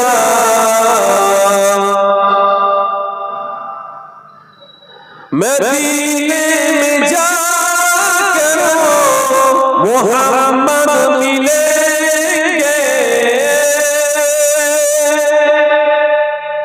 মদিনা শরীফে গেলে কাকে পাবো? কত বলে? মদিনা শরীফে গেলে কাকে পাবো? আমার নবী পাককে পাবো। যদি বলা যাবে না? হ্যাঁ, এক কবি বলছে মদিনে में जाकर मोहम्मद मिलेंगे, वहाँ पे रसूल की सहारा मिलेंगे। या रसूल अल्लाह, या हबीब अल्लाह, या रसूल अल्लाह। সকলে আমার সাথে পড়ে या रसूल अल्लाह, या हबीब अल्लाह, या रसूल अल्लाह। मदीना याद आती है, मदीना याद आती है, बुला लो या रसूल अल्लाह। तरफता ही दिल में जलती है आँखें, तरफता ही दिल में जलती है आँखें।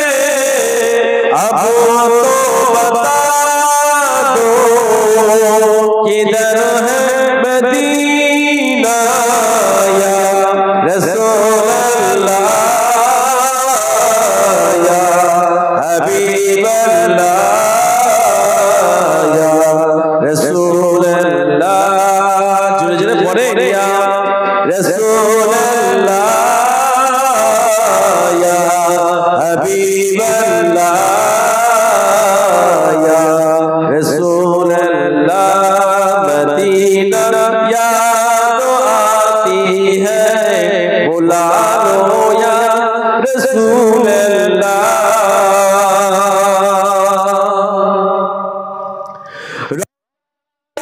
मिट्टी को होठों पे चूम लो, রওজার মাটি যেন মনে করি চুমু দিই, কারণ আমার রাসূলুল্লাহ যে মাটিতে শুয়ে আছেন সেই মাটিটা কিন্তু কোনো দুনিয়ার কোনো মাটি নয়। মাটির কোথাকার মাটি? যেটা বলে জান্নাতের মাটি। যেটা বলা যাবে সুবহানাল্লাহ। রওজা की मिट्टी को होठों पे चूम लो, रौजा के जानियों को होठों पे चूम लो, या रसूल अल्लाह, या हबीब अल्लाह, या रसूल अल्लाह। रसूल अल्लाह, या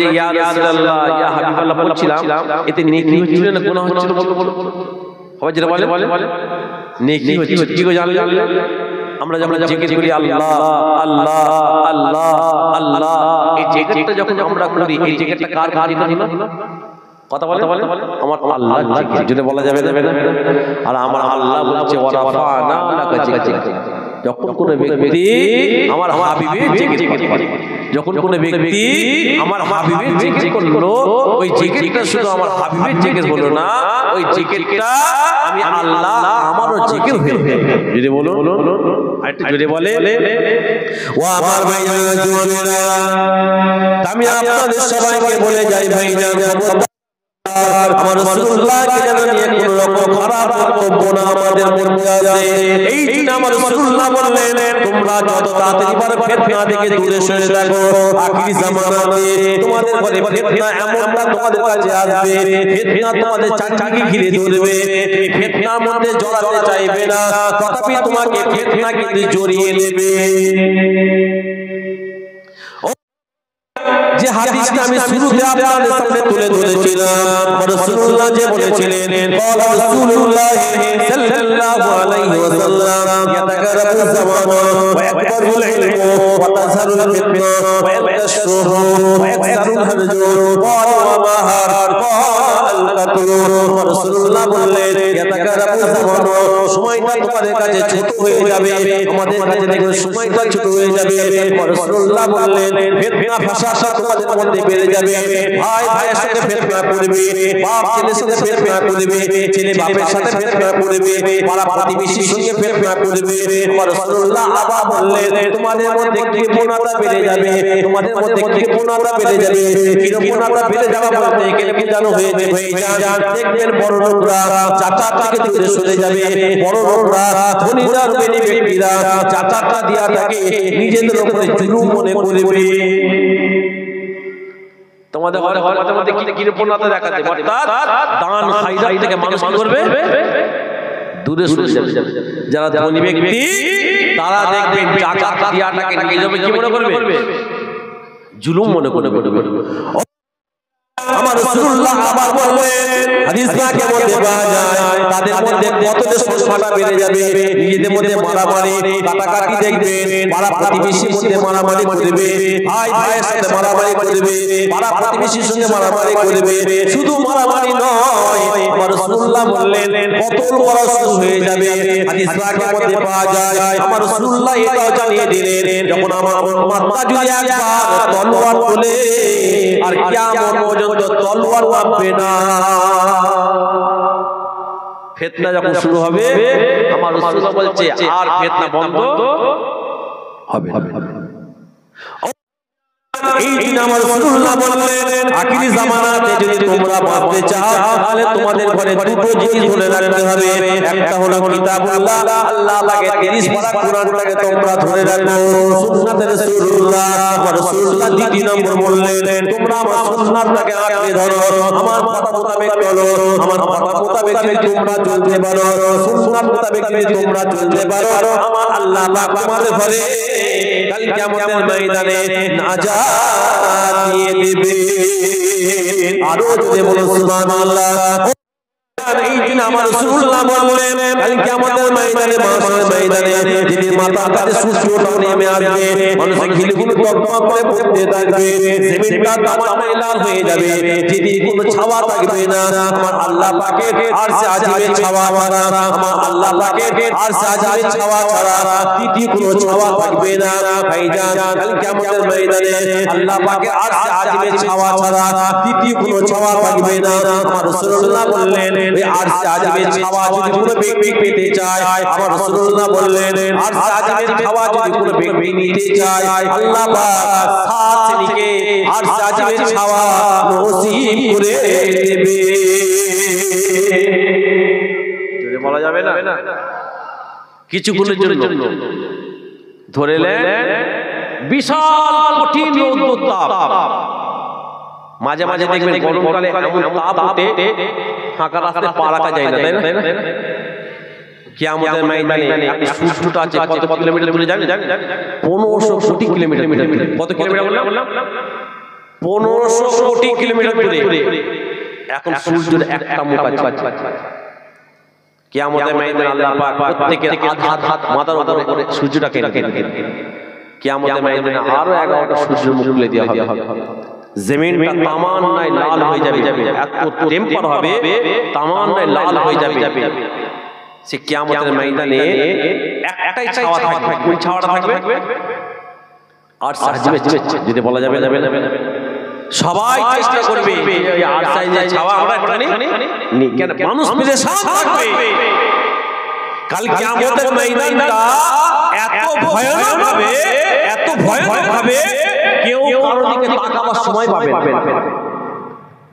আম্মা জান আয়েশা যখন শুনেছিলেন যে কিয়ামতের ময়দানে কারো শরীরে বস্ত্র থাকবে না, কাপড় থাকবে না, আম্মা জান আয়েশা লজ্জিত হয়ে ঝরঝর করে কাঁদছে, ইয়া রাসূলুল্লাহ এটা একটা বড় বেউজির কথা যে সমস্ত ছেলে মেয়ে একই কিয়ামতের ময়দানে সব উলঙ্গ অবস্থায় থাকবে।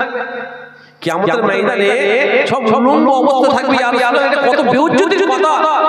আমার রাসূলুল্লাহ বলে দেখেন কিয়ামতের ময়দানে ওই কঠিন দিনে ছেলে মেয়ে উলঙ্গ অবস্থায় আল্লাহ তুলবে, কিন্তু কেউ কারোর দিকে তাকাবে এই সময়টা পাবে না। এত কঠিন ভয়ানক একটা দিন রাখা চাই। এখানে হয় না হলে ভালো লাগছে না, উঠে চলে যাচ্ছে, ভালো লাগছে, কিন্তু কিয়ামতের ময়দানে পালাবার কোনো রাস্তা আছে? কোথায় যাবে? যাবার কোনো আমাদের রাস্তা থাকবে না। রাসূলুল্লাহ বলছে আর সে আজিবে ছাওয়া আমার আল্লাহ পাক 7 সে লিখে কয়সে লিখে 7 সে। সাহাবা হুজুর বলে ইয়া রাসূলুল্লাহ কিয়ামতের ময়দানে ওই ভয়ানক সময় 7 শ্রেণীর মধ্যে কারা কারা পাবে? আমার রাসূলুল্লাহ ওই সময় সাহাবা হুজুর বলেছিলেন আয় আমার সাহাবারা তোমরা শোনো কাল কিয়ামতের ময়দানে মাশারের ময়দানে আর আজিবে ছাওয়া 7 শ্রেণী পাবে।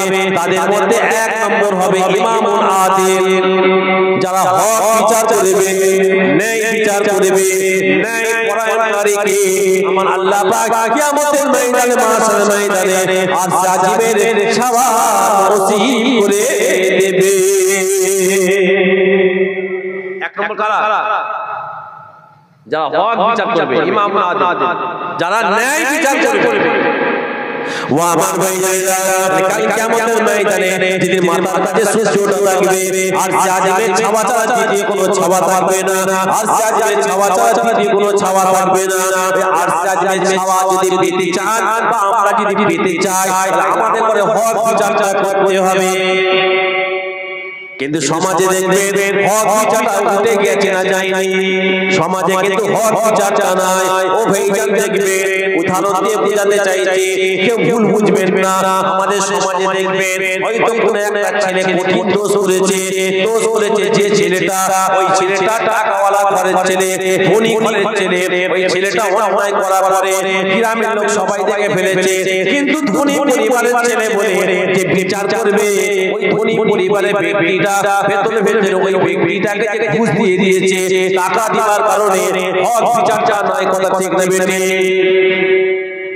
আমার আল্লাহ যারা ন্যায় বিচার করবে আর জাজিবের ছাওয়া তো আমি আল্লাহ তাদের করে দেবো, কিন্তু যারা অন্যায়কারী হয়ে যাবে কিয়ামতের ময়দানে আমি আল্লাহ তাদের জন্য ভয়ানক শাস্তির ব্যবস্থা রেখেছি। ইমাম আদিল হক বিচার ছিলেন আমার রাসূলুল্লাহ সাহাবা হযরত ওমর। এই জানেন না যে হযরত ওমর ছেলে অন্যায় করেছে, শুনছে খলিফার ছেলে, রাজার ছেলে, বাদশার ছেলে অন্যায় করেছে। হযরত ওমর বিচার করলেন, বিচার করে হুকুম হলো ছেলের উপরে কতগুলো বেতের আঘাত হুকুম হলো। এই জানেন না আপনারা 100টা বেতের আঘাত। হযরত ওমর ফারুক জাল্লাদকে ডাকলেন, দেখেন কেমন হক বিচার। জাল্লাদকে দেখে বলছে ছেলেকে বাঁধা হলো, বেঁধে জাল্লাদকে হুকুম দেওয়া হলো, এই জাল্লাদ তোমার গায়ে যেমন যতটা ক্ষমতা আছে সেই ক্ষমতা নিয়ে তুমি আমার ছেলের উপরে কি করো? আঘাত। জাল্লাদ গায়ে আঘাত দিচ্ছে, হযরত ওমর ফারুক রেগে যাচ্ছে। জাল্লাদ গায়ে জোরে আঘাত দিচ্ছে আর হযরত ওমর ফারুক কিন্তু রেগে যাচ্ছে। কিসের কারণে? ছেলেকে মারতে বলে। মারছে বলে যে তোমার ভাই বলে খলিফার ছেলে বলে তুমি আমার ছেলে উপরে ঠিক করে জোরে আঘাত করতে পারতে আজ তোমার পরে বলে দাও আমাকে চাপ দেখেন হক বিচার। আর এখন আমরা ছেলেরা অন্যায় করলে বাপ ছেলের অন্যায়টাকে আগে করতে চাই, কথা ঠিক আছে? হ্যাঁ, তোমার ফারুক চাবুকটা নিয়েছে, মারতে আলাম বললেন হযরত কিতাবের মধ্যে পাওয়া যায় হযরত তোমার ফারুকের ছেলের উপর আঘাত হানতে একটা নয় দুটো নয় 80টা যখন বেতের আঘাত হয়েছে ওই ছেলেটা দুনিয়া থেকে তখন বিদায় নিয়েছে। সকলে বলে ইন্না লিল্লাহি ওয়া ইন্না ইলাইহি রাজিউন। ইন্তেকাল করলেন, জানাজা হলো, কাফনের ব্যবস্থা হলো, দাফনটা হয়ে গেছে। দাফনটা হবার পরে সবাই মাটি দিয়ে চলে আসছে, হযরত ওমর ফারুক ওই জায়গায় দাঁড়িয়ে ও আমার ভাই জওয়ানেরা কিতাবে মধ্যে হযরত ওমর ফারুক দাঁড়িয়ে গেলেন, সাহাবা হুজুরা দাঁড়িয়ে গেলেন, আমার রাসূলুল্লাহ সাহাবা হযরত ওমর ওই সময় বললেন যাও এই জাল্লাদের কাছে বললেন, জাল্লাদকে বললেন যাও বেদটা আমার কাছে নিয়ে এসো, ছুরিটা আমার কাছে নিয়ে এসো। সবাই ঘাবড়ে গেলেন কি ব্যাপার, এখন চাবুক নিয়ে কি করবে? ওই সময় ওমর ফারুক চাবুকটা নিয়ে কাঁচা কাপড়ের উপরে বাকি 80টা আঘাতে ওই ছেলেটা মারা যাবার পরে হুকুম ছিল 100টা বেতের আঘাত, বাকি 20টা বিরাজি করতে বাকি কবরের উপরে 20টা বেতের আঘাত দিয়েছিলেন।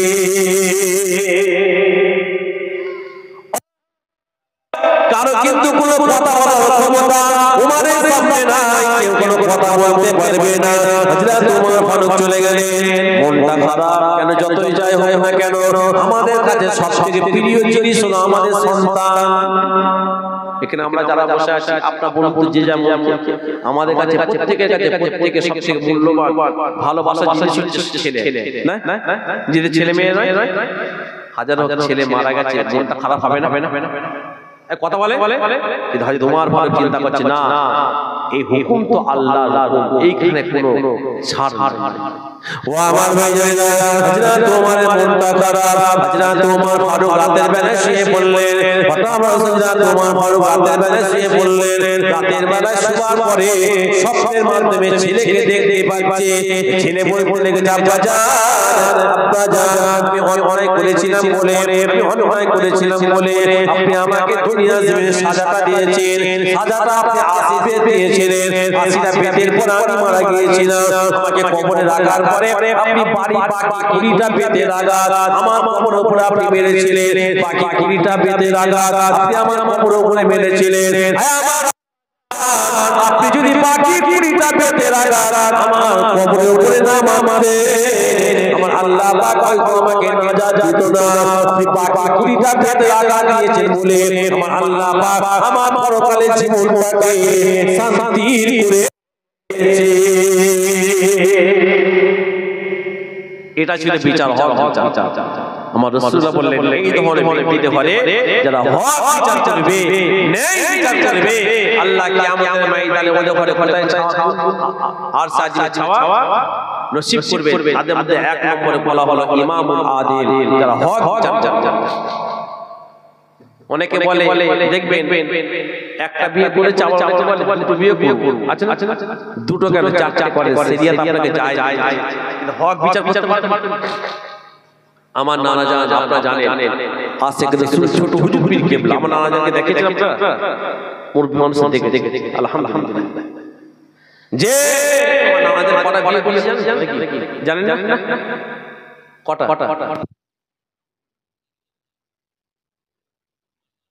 আমার নানি 6টা, আমার নানা জানে বিয়ে 6টা। এখন তো আমরা একটা নিয়ে যেন মাথা চুল হাফ হয়ে গেছে, এই কথা ঠিক না? আমার নানি জানে নিজের মুখে কথা, আমি নিজে শুনেছি কথা, বুঝতে পারছেন না? আমার নানি জানে যে তোমার নানা যখন আমার পরে আর যখন বিয়ে করলো আমার নানি জানে আমি হচ্ছে সেজ না দিচ্ছি, মানে আমার মা হচ্ছে, অর্থাৎ আমার নিজের সবই আমার নিজের। কেন আজকে ইউটিউবে যে বললে আমার মা কি রে ওই মামুর নাম নিলি, আমার মাশাআল্লাহ 21টা মামা। কটা মামা? 21টা মামা, 100টা খালা। বলা যাবে না আলহামদুলিল্লাহ? যে আবার 19টা ইন্তেকাল করেছে, মোট 52টা আমার মামা খালা। যদি বলা যাবে না সুবহানাল্লাহ, কতগুলো? 52টা। পাগল হয়ে যেতে হবে। আমাদের একটা ছেলে মুখে দুধ থেকে সকালে মাঠে যেতে হয়, সন্ধ্যাবেলা ঘরে যাই হোক। আমার নানি জান বলছে, তোমার নানা জান যখন বিয়ে করে নিয়ে আসতো, আমরা নিজেরা সেই নতুন বউটাকে সাজিয়ে আমরা ঘরের মধ্যে ঢুকিয়ে দিতাম। যদি বলা যাবে না। আর এখনকার যে দ্বিতীয় বিয়ে করা হয় না, স্বামী করে দেবে 20 ঢেলে, বউটাকে দেবে 20 ঢেলে। কি ভুল বললাম? আমি যেটা বলতে চাইছিলাম, বলছে তোমার নানা জান যখন ঈদের সময় বা বকরা ঈদের সময় কিংবা কোনো অনুষ্ঠান সময় আমাদের জন্য শাড়ি নিয়ে আসতো, কিন্তু 6টা বিয়ে একসঙ্গে রাখা, 6টা বউকে একসঙ্গে রাখা শরিয়াতে পারমিশন। আমার যখন দুটো নানি ইন্তেকাল করলেন, অর্থাৎ বড় নানি আর মেজ নানি ইন্তেকাল করার পরে তারপর আমার নানা জান বাকি 4টে রাখলেন। 4টে স্ত্রীকে একসঙ্গে শরিয়াতে রাখা যায়। তো বলছে আমাদের জন্য যখন ঈদের সময় বা বকরা ঈদের সময় বা কোনো অনুষ্ঠানের সময় শাড়ি কিনে আনতো তোমার নানা জান, শাড়িগুলো আমি কাউকে বলতো না এটা তোমার শাড়ি, এটা তোমার শাড়ি, এটা তোমার শাড়ি, কাউকে সামনে তুলে দিত না। 4টা শাড়ি রেখে দিত, তোমরা তোমাদের মতো তুলে। যদি বলা যাবে সুবহানাল্লাহ। শুধু তাই নয়, 4টা শাড়ির মধ্যে হয়তো আমরা দেখতে পাই মাঝে মাঝে কোন একটা শাড়ি আঁচলে 5 টাকা বাঁধা। কি বললাম? কোন একটা শাড়ি আঁচলে 5 টাকা বাঁধা আছে, বাকি 3টি শাড়ি আঁচলে বাঁধা থাকবে। হয়তো দুটো শাড়ি আঁচলে 5 টাকা করে বাঁধা আছে, বাকি দুটো শাড়ি আঁচলে বাঁধা থাকবে। আমরা হুজুরকে জিজ্ঞাসা করতাম, হুজুর আপনি দুটো শাড়ি আঁচলে 5 টাকা করে বেঁধে রেখেছেন, কারণটা কি? আপনি দুটো শাড়ি আঁচলে 5 টাকা করে বেঁধে রাখলেন, কারণটা কি?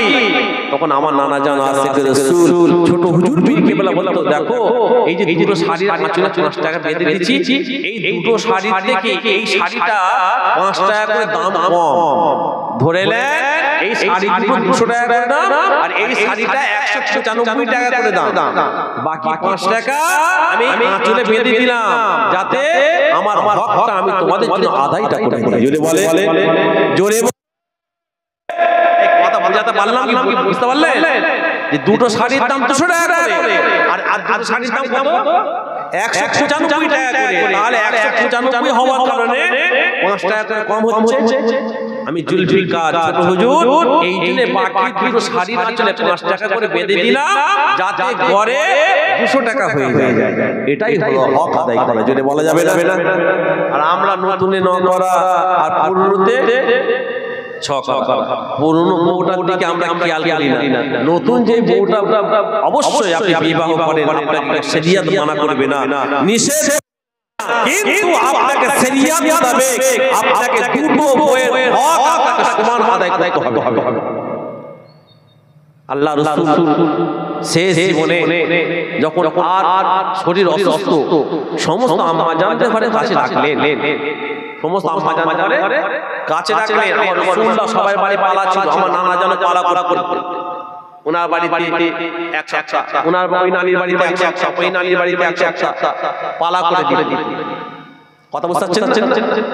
তো আমার রাসূলুল্লাহ শেষ জীবনে যখন আর যেতে পারছে না, অন্য স্ত্রীর ঘরে অন্য বিবিদের ঘরে যেতে পারছে না, আমার রাসূলুল্লাহ নিজের বিবিদের ঘরে ডাকলেন, ডেকে বললেন, দেখো আমার আর সবার বাড়িতে যাওয়া সম্ভব হচ্ছে না, আমার আর সবার বাড়িতে যাওয়া সম্ভব হচ্ছে না, তোমরা যদি সবাই মিলে আমাকে পারমিশন দাও তাহলে আমি আমার স্ত্রী তোমাদের বোন, অর্থাৎ তোমাদের বোন আমি আয়েশার কাছে থাকতে চাই, তোমরা যদি আমাকে পারমিশন দাও তাহলে ভাগ।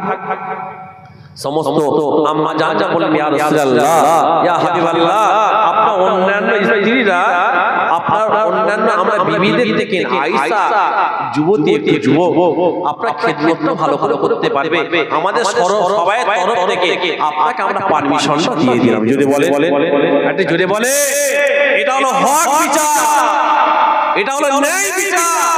আর আমার রাসূলুল্লাহ বলেন, যারা হক বিচার করবে, ন্যায় বিচার করবে, আমার আল্লাহ পাক ওই ধরনের বিবিদের ঘরে আর আজিমে খাবার নসিব করে দেবে। যদি বলা যাবে সুবহানাল্লাহ। যে তাহলে 1 নম্বর কিয়ামতের ময়দানে কত ধরনের ব্যক্তি আজিমে ছায়া পাবে? কত বলেছি? 7 ও আমার ভাইরা দুজনেরা কিতাবের মধ্যে পাওয়া যায় এক নম্বর হলো যারা হক বিচার করবে ইমাম মুনাদিন যারা হক বিচার করবে ন্যায় বিচার করবে আমার আল্লাহ পাক তাদের ঘরে আর জাজিমের ছাওয়া নসিব করবে দ্বিতীয় নম্বর হলো ওয়াসাফুন নাসা ফি ইবাদাতিল্লাহ দ্বিতীয় নম্বরটা শুনে আমাদের মধ্যে যদি আমরা 7 জনের মধ্যে 7 ধরনের মধ্যে যদি একটাও গুণ আমাদের মধ্যে রাখতে পারি আমার আল্লাহ পাক 7 ধরনের মধ্যে যদি একটাও যদি আমাদের মধ্যে থাকে আল্লাহ পাক আমাদের ঘরে আর জাজিমের ছাওয়া নসিব করবে আমরা যদি আর জাজিমের ছাওয়া পেয়ে যাই আমাদের জন্য জান্নাত ওয়াদা হয়ে যাবে কথা ঠিক না বেটি যদি আর চাঁদে ছাওয়া পাই তাহলে আমাদের জন্য জান্নাত বাঁধানো হাদিস পাকের মধ্যে পাওয়া যায় আমার রাসূলুল্লাহ বললেন দ্বিতীয় নম্বরটা শুনে নেন আমার রাসূলুল্লাহ বললেন ওয়াসাফুন নাসা ফি ইবাদাতিল্লাহ রাসূলুল্লাহ বললেন যারা যাদের যৌবনটা টাইম যৌবনটা ওয়াসাফুন নাসা ফি ইবাদাতিল্লাহ যদি কোন ব্যক্তি যৌবন অবস্থা আল্লাহ ইবাদতে কাটিয়ে দেয় যৌবন সময়টা আল্লাহর ইবাদতে যদি কাটিয়ে দেয় আমার রাসূলুল্লাহ বলেন ওই ব্যক্তিটাকে আমার আল্লাহ পাক আর জাজিমের ছাওয়া নসিব করে দেবে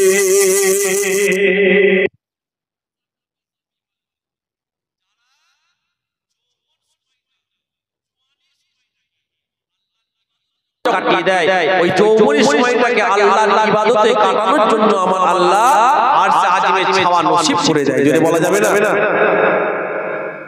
মেজলা হুলা হুলা কে লাগতে আজ আজ মেজনা আজ কথা কথা ফারসিতে কথা বলতেন জওয়ানি মে তওবা করনা কুওয়াতে পাইগো বাড়ি জওয়ানি মে তওবা করনা কুওয়াতে পাইগো বাড়ি জওয়ানি অবস্থায় তওবাটা হচ্ছে পাইগম্বরদের সমতুল্য যদি বলেন আর আমার রাসূলুল্লাহ কি বলছেন ওয়াসাফুন নাসা ফি ইবাদাতিল্লাহ যৌবন সময়টা কাতে কাটাবে আল্লাহর ইবাদত ও আমার ভাইরা ও আলা কল্যাণ মানুষেরা এবার ভালো করে বোঝেন এই আমার যুবকেরা তোমরা ভালো করে শুনে রেখে দাও আমার রাসূলুল্লাহ আমাদের জন্য বড় একটা সুযোগ করে দিয়ে গেলেন ওয়াসাফুন নাসা ফি ইবাদাতিল্লাহ যারা যখন যৌবন সময়টা আল্লাহর ইবাদতে কাটায় কিন্তু বড় দুঃখ কি লাগে জানেন যৌবন সময়টা আমরা আল্লাহর ইবাদতে কাটাই না মসজিদে যদি 50টা মুসল্লি হয় আপনাদের গ্রামের মসজিদে যদি 50টা মুসল্লি হয় আপনারা নিজেরা ফলো করবেন তাদের মধ্যে দেখবেন 35 থেকে 40টা বয়স্ক মানুষ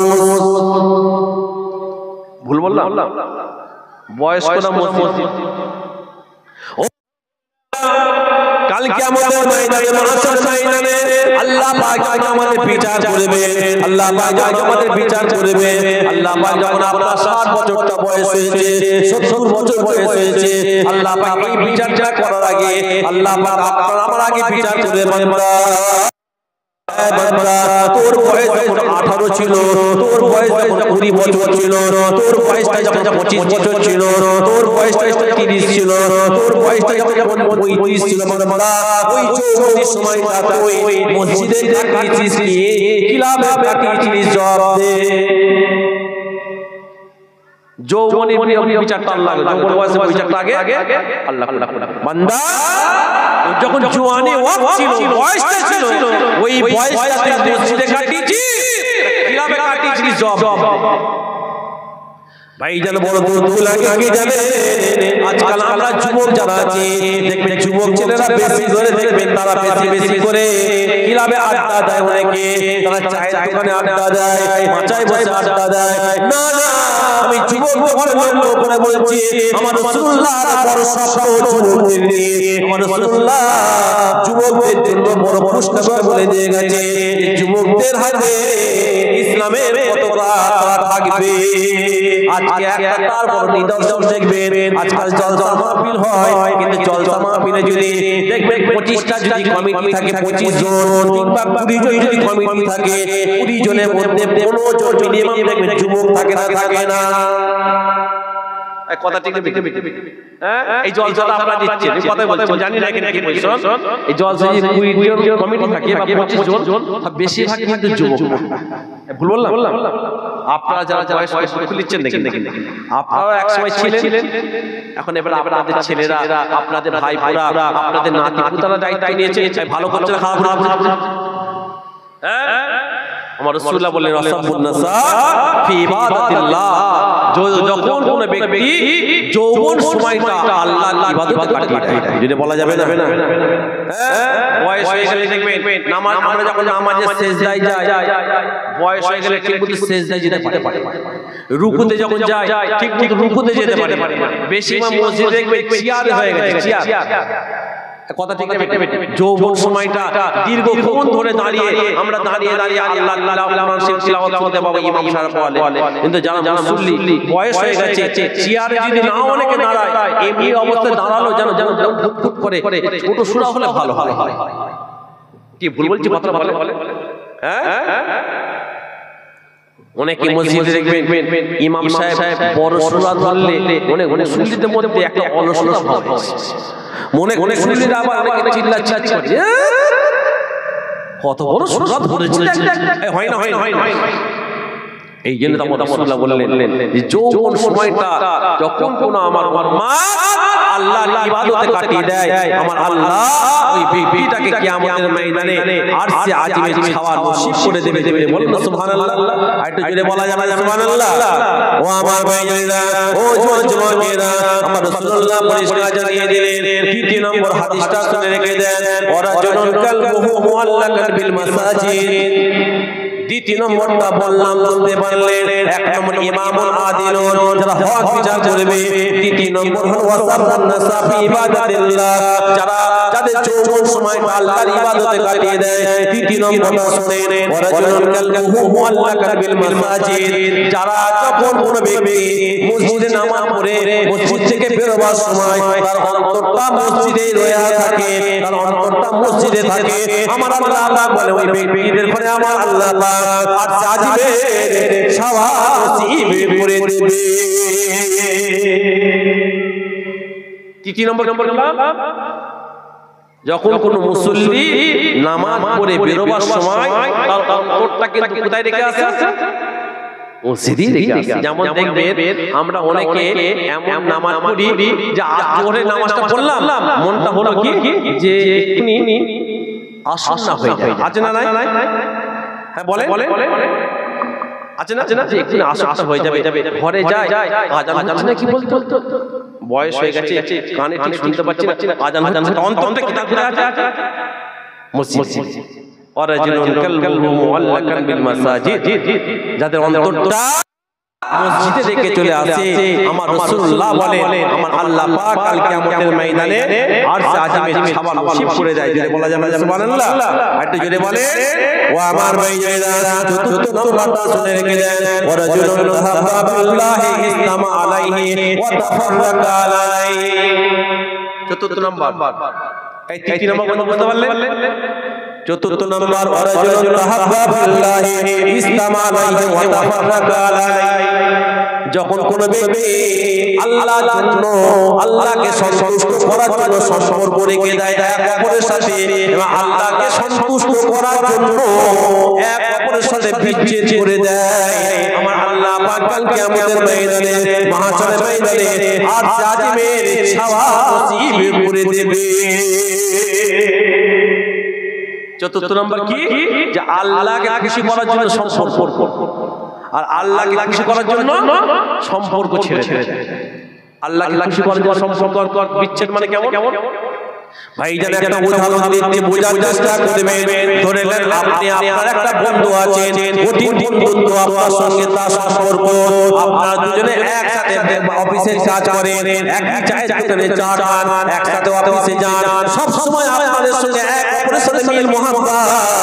হঠাৎ করে ধরে নেন আপনার ওই একটা বন্ধু সে জিনা করেছে, ব্যভিচার করেছে, কোন একটা অন্যায় করেছে, কিংবা একটা সমাজে বড় অন্যায় করেছে। অন্যায় করার জন্য তাকে কোর্টে তোলা হবে, অন্যায় করার জন্য তাকে আদালতে তোলা হবে। আপনাকে বলা হচ্ছে, আপনার বন্ধু আপনাকে বলেছে যে তুই আমার ছোটবেলার বন্ধু, বন্ধু, তুই তো আমার সঙ্গী সাথী, আমরা তো একই অফিসে কাজ করি, আমরা তো দীর্ঘদিন ধরে একই ঘরে সার্ভিস করছি। আজকে তুই হয়ে তুই আমার জন্য একটা মিথ্যা সাক্ষী দিবি যে আমি অন্যায় করি না, আর আমার জন্য যদি তুই সাক্ষীটা দিতে পারিস তাহলে আমাকে কোর্ট থেকে আমাকে নাজাত দিয়ে দেবে, আমাকে ছাড় দিয়ে দেবে, আমার কোনো সাজা ঘোষণা হবে না। ওই সময় যদি আপনার মধ্যে আল্লাহর ভয়, মরণের ভয়, কবরের ভয় যদি থাকে, আপনি ওই সময় আপনার বন্ধুকে যদি বলতে পারেন না না তুই অন্যায় করেছিস, অন্যায় করার পরে আমি মিথ্যা সাক্ষী দিতে পারবো না, আমি তোর জন্য মিথ্যা সাক্ষী দেবো না, আমি যদি মিথ্যা সাক্ষী দিই কিয়ামতের ময়দানে আমি আল্লাহর সামনে দোষী হয়ে যাব, আমি আল্লাহর সামনে ধরা পড়ে যাব। ওই সময় আপনার বন্ধু দেখবেন আপনার সাথে বিচ্ছেদ করবে।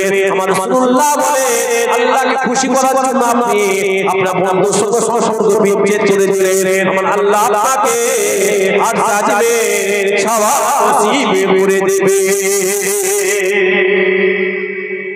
কথা বুঝতে পারছেন? আর চতুর্থ নম্বর ওয়ারাজুলুন তাহাব্বা ফিল্লাহি ইসলামা আলাই ওয়া তাফাররাকা আলাই। অনেকে ঘুম পাচ্ছে দেখছি, বাকি তিনটা বলবো না। তাহলে এক নম্বর মনে আছে যারা হক বিচার করবে ইমামুন আদিল, দ্বিতীয় ওয়াসাবুন নাসা ফি ইবাদাতিল্লাহ, যাদের যৌবন সময়টা আল্লাহর ইবাদতে কাটে। তৃতীয় নম্বর কি বলেছিলাম বলে ওয়ারাজুলুন কালবু মুআল্লাকান বিল মাসাজিদ, যখন কোনো ব্যক্তি মসজিদ থেকে বেরিয়ে আসে তাদের অন্তরটা আবার কোথায় থাকে? মসজিদে। চতুর্থ নম্বর ওয়ারাজুলুন তাহাব্বা ফিল্লাহি ইসলামা আলাই ওয়া তাফাররাকা আলাই, আল্লাহর জন্য বন্ধুত্ব আর আল্লাহর জন্যই তার সঙ্গে বিচ্ছেদ। নারে তাকবীর। বাকি অবস্থা ভালো নাই, কি হবে? নারে তাকবীর। একবার তো সে বলেন আল্লাহুম্মা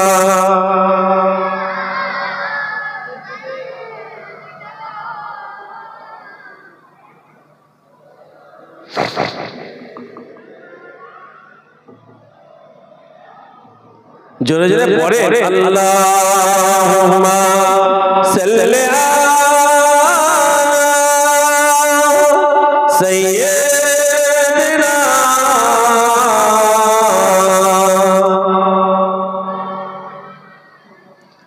ওয়া আলা আলি সাইয়্যিদিনা।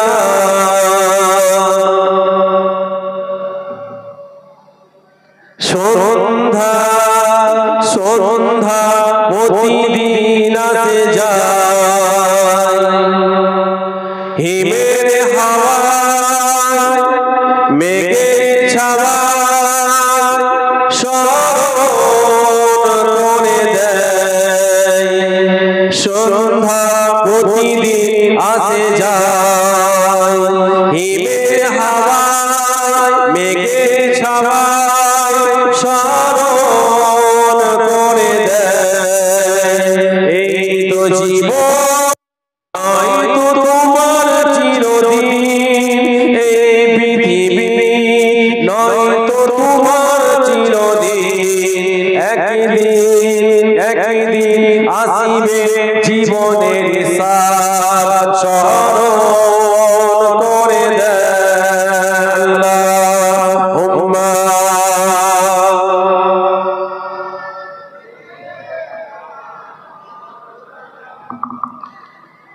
ওয়া আলা আলি সাইয়্যিদিনা।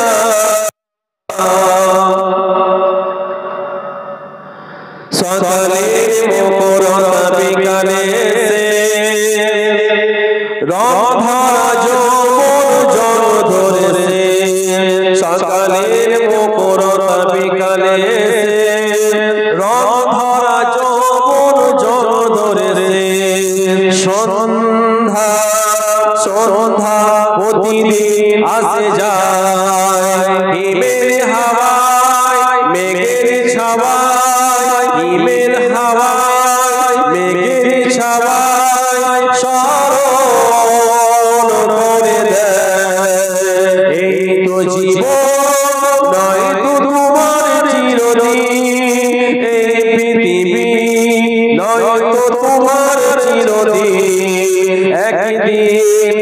একদিন আসিবে জীবনের সার, স্মরণ করে দেয় আল্লাহুম্মা।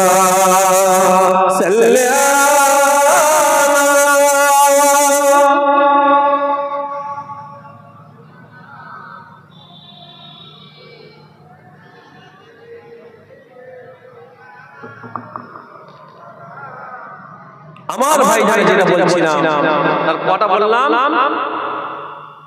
কটা বললাম, চার। ও আমার ভাই জওয়ানেরা, পাঁচ নম্বরটা শুনে রেখে দেন। ওরা যেন তাআতু ইমরাতুন জাতু মানসুবিন ওয়া জামালিন ফাকালা ইন্নী আখাফুল্লাহ। যেটা বলা যাবে সুবহানাল্লাহ। 5 নম্বর আল্লাহ পাকের আরশ আযমে ছাওয়া ওই ব্যক্তিরা পাবেন। ওরা যেন তাআতু ইমরাতুন জাতু মানসুবিন ওয়া জামালিন ফাকালা ইন্নী আখাফুল্লাহ। আমার রাসূলুল্লাহ বললেন কাল কিয়ামতের ময়দানে, মাশার ময়দানে 5 নম্বর ওই ব্যক্তিরা আরশ আযমে ছাওয়া পাবে। ওরা যেন তাআতু ইমরাতুন জাতু মানসুবিন ওয়া জামালিন ফাকালা ইন্নী আখাফুল্লাহ। একটা সম্ভ্রান্ত ফ্যামিলির মেয়ে, একটা সুন্দর মহিলা, ভালো করে কথা হাদিসটা শুনেন। একটা সম্ভ্রান্ত মহিলা, সম্ভ্রান্ত অর্থাৎ দামি দামি ঘরের মহিলা, একটা সুন্দরী মহিলা একটা কোন যুবক ছেলেকে একা পেয়ে গেছে।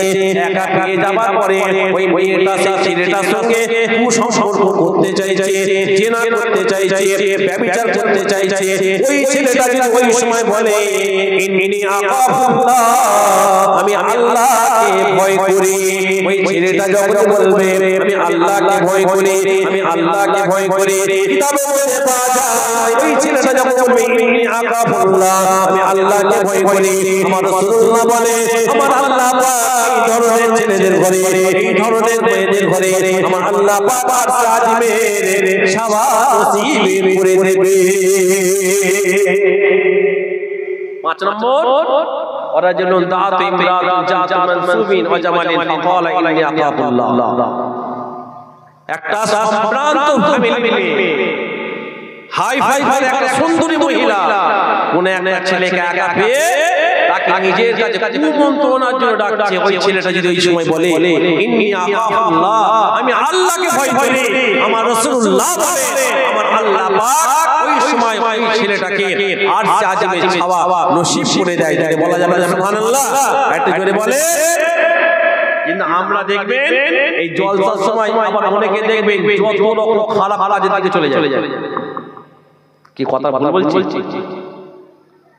আজকাল জলসা হলে হয়তো আপনাদের এখানে এরকম বিহাগুলো হয়তো নাই, দেখতে পাচ্ছেন অনেক জায়গায় মেলা হচ্ছে না, জলসা হচ্ছে না, মেলা হচ্ছে, অনেক জায়গায় জলসা হচ্ছে না, মেলা দিয়েছে, বোঝা মুশকিল হয়ে যায়। কথা বুঝতে পারছেন না? কথাই বলেন কি জানেন যে কারো পৌষ মাস, কারো সর্বনাশ।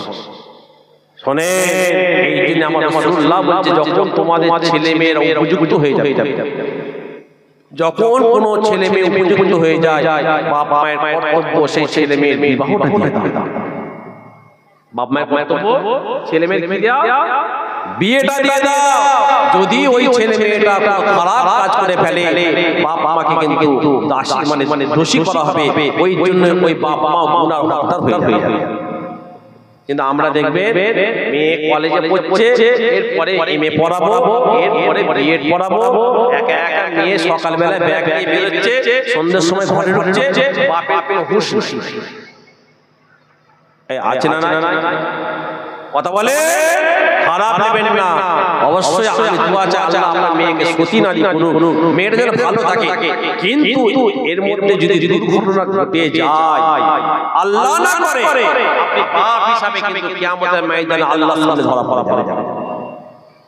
আপনার বোনটা রাত 8টার সময় ঘরে ঢুকছে, আপনি মানা করছেন না, কি ব্যাপার? কোনো একবার খেয়াল করলেন না, ফলো করলেন না যে আমার বোনটাকে যে কাজে পাঠিয়েছি সেই কাজ যাচ্ছে না, অন্য কোনো ব্যাপার। এর জন্য আপনি বড় ভাই, তার কাছে কিন্তু আপনি ধরা পড়ে। রাসূলুল্লাহ বলেছেন ওয়ারাজুলুন তাসদাতুন ইমরাতুন জাতুন ফাকালা ইন্নী আখাফুল্লাহ। যা কোন মহিলা কোন ছেলেকে ডাকে, ওই ছেলেটা যদি বলে ইন্নী আখাফুল্লাহ, আমি আল্লাহকে ভয় করি, আমার আল্লাহ পাক আরশ আযমে ছাওয়া ওই ব্যক্তিটাকে নসিব করে দেয়। যদি বলা যাবে না, যদি বলে ও আমার ভাইরা পাঁচ নম্বর আপনাদের ঘরে বললাম কারা কারা আজমে ছাওয়া পাবে, কারা কারা আজমে ছাওয়া পাবে আপনাদের ঘরে আমি বললাম 6 নম্বরটা আপনারা শুনে রেখে দেন। ওরা যেন তাসাদদাকা বিসাদাকাতিন ফাআকবাহা হাত্তা লা তা'লামু শিমালুহু মা তুনফিকু ইয়ামিনু। আমার রাসূলুল্লাহ 6 নম্বরটা বললেন 6 নম্বর কারা আজমে ছাওয়া পাবে।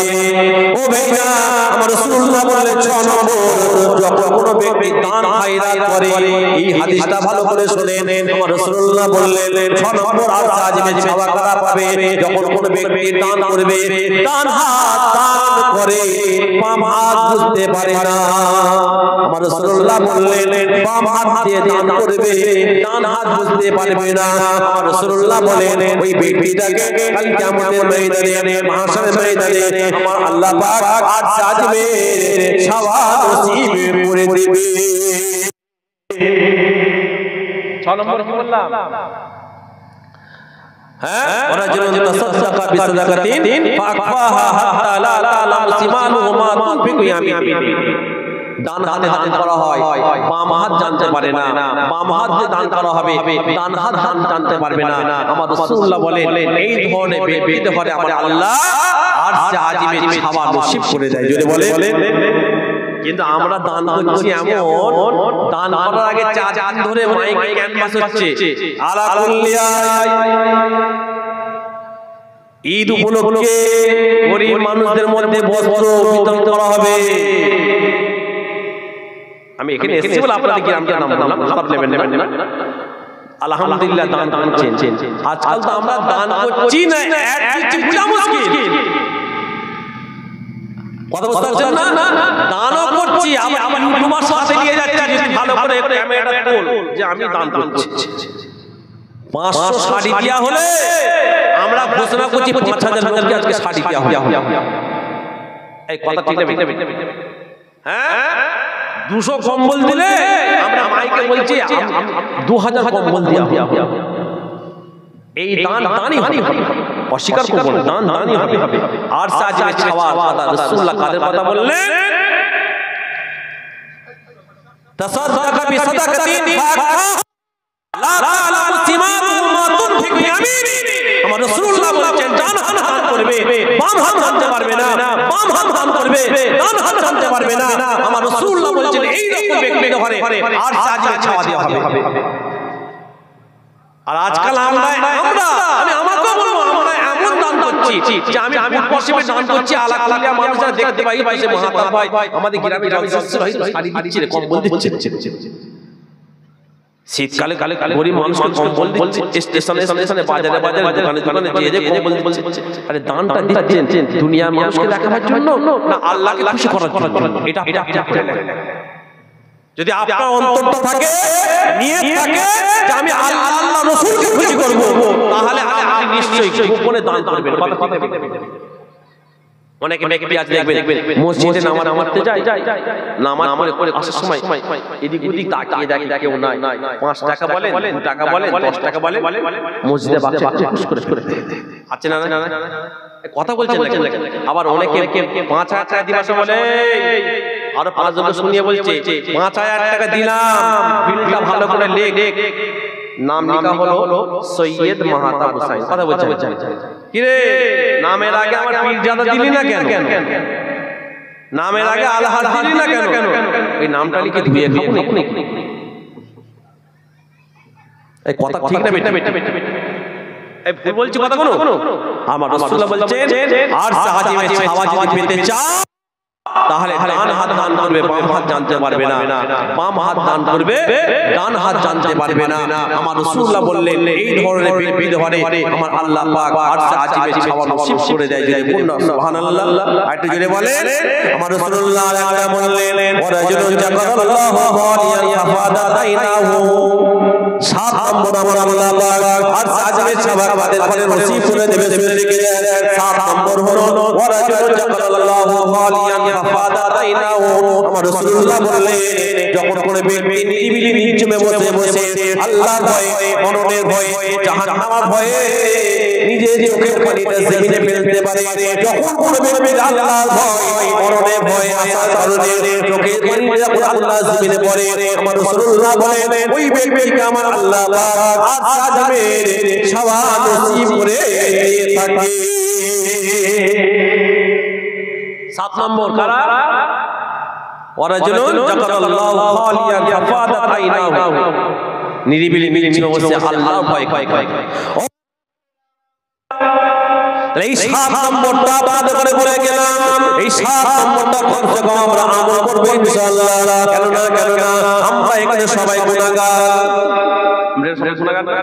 আমরা সবাই গুনাহগার আমরা কে গুনাহ থেকে বঞ্চিত আছি একটা বলতে পারবেন না ও ভাইজান এই জন্য আমি মহাতারা আবাদে করে বলে যাচ্ছি না আমরা সবাই গুনাহ করেছি অন্যায় করেছি আমার রাসূলুল্লাহ বলেন আর জাজমের ছাওয়া যদি তুমি কাল কিয়ামতে পেতে চাও নিরিবিলি মিনিটে বসে বসে আল্লাহ ভয় করো মরণের ভয় করো জাহান্নাম ভয় করো জাহান্নাম ভয় করো আমাদের অন্তরে যখন আল্লাহর ভয় এসে যাবে মরণের ভয় এসে যাবে জাহান্নামের ভয় এসে যাবে আমরা যখন নিরিবিলি মিনিটে বসে বসে আল্লাহ ভয় করব মরণের ভয় করব জাহান্নামের ভয় করব আল্লাহ ভুল করেছি আল্লাহ অন্যায় করে ফেলেছি আল্লাহ দুনিয়া জমিনে শয়তানে ঢুকাই করে আল্লাহ অনেক রকম অন্যায় করেছি আল্লাহ আপনি maaf করে দেন আল্লাহ আপনি যদি maaf না করবেন আল্লাহ আপনি যদি ক্ষমা না করবেন আমাদের গুনাহকে কে maaf করবে আমাদের অন্যায়কে আল্লাহ কে ক্ষমা করবে আমার রাসূলুল্লাহ যখন আপনি নিরিবিলি মিনিটে বসে বসে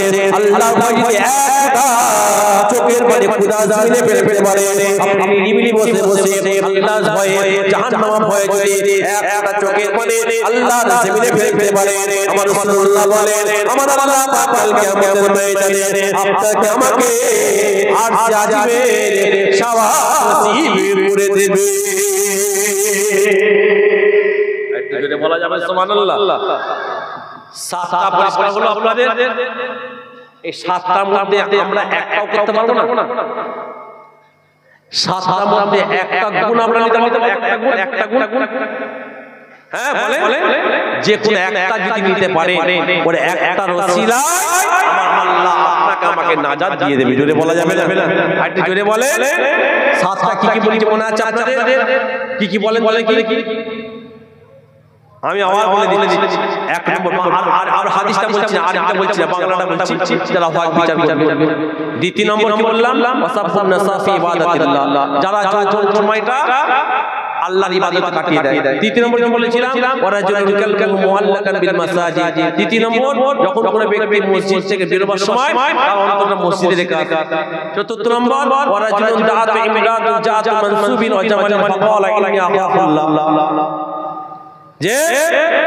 যে যদি কোনো সুন্দরী মহিলা তাকে ডাকে খারাপ কাজের জন্য সে ওই সময় বলবে ইন্নী আখাফুল্লাহ আমি আল্লাহকে ভয় করি আমার আল্লাহ আমার সাজিমে ছাওয়া নসিব করে দেবে ওয়ারাজুলুন তাসাদাকা বিসাদাকাতিন ফাআফাহা হাত্তা লা তা'লামু শিমালুহু মা তুনফিকু ইয়ামিনুহু যখন কোনো ব্যক্তি ডান হাত দান করবে বাম হাত হাঁটতে পারবে না বাম হাত দান করবে ডান হাত হাঁটতে পারবে না আমার আল্লাহ আর সাজিমে ছাওয়া নসিব করে দেবে আর কি বললাম ওয়ারাজুলুন যাকারাল্লাহু খালিয়ান ফাফাদাত আইনাহু যখন কোন ব্যক্তি আল্লাহর ভয় মরণের ভয় জাহান্নামের ভয় কবরের ভয় চোখের পানি খোদা জমিনে ফেলে আমার আল্লাহ আর সাজিমে ছাওয়া ওদের ঘরে নসিব করে দেবে জোরে বলে আর জোরে বলে এই 7টার মধ্যে আমরা একটাও তো ইনশাআল্লাহ সকলে বলেন না ইনশাআল্লাহ আরেকটু জোরে বলা যাবে ইনশাআল্লাহ মনটা রাখে রাতের মধ্যে সবথেকে সহজ আমাদের জন্য যেটা বর্তমান সেটা হচ্ছে আমাদের ঘরে নিজেদের ঘরে অন্যায়কারী মনে করতে হবে আমরা গুনাহগার পাপী বদকার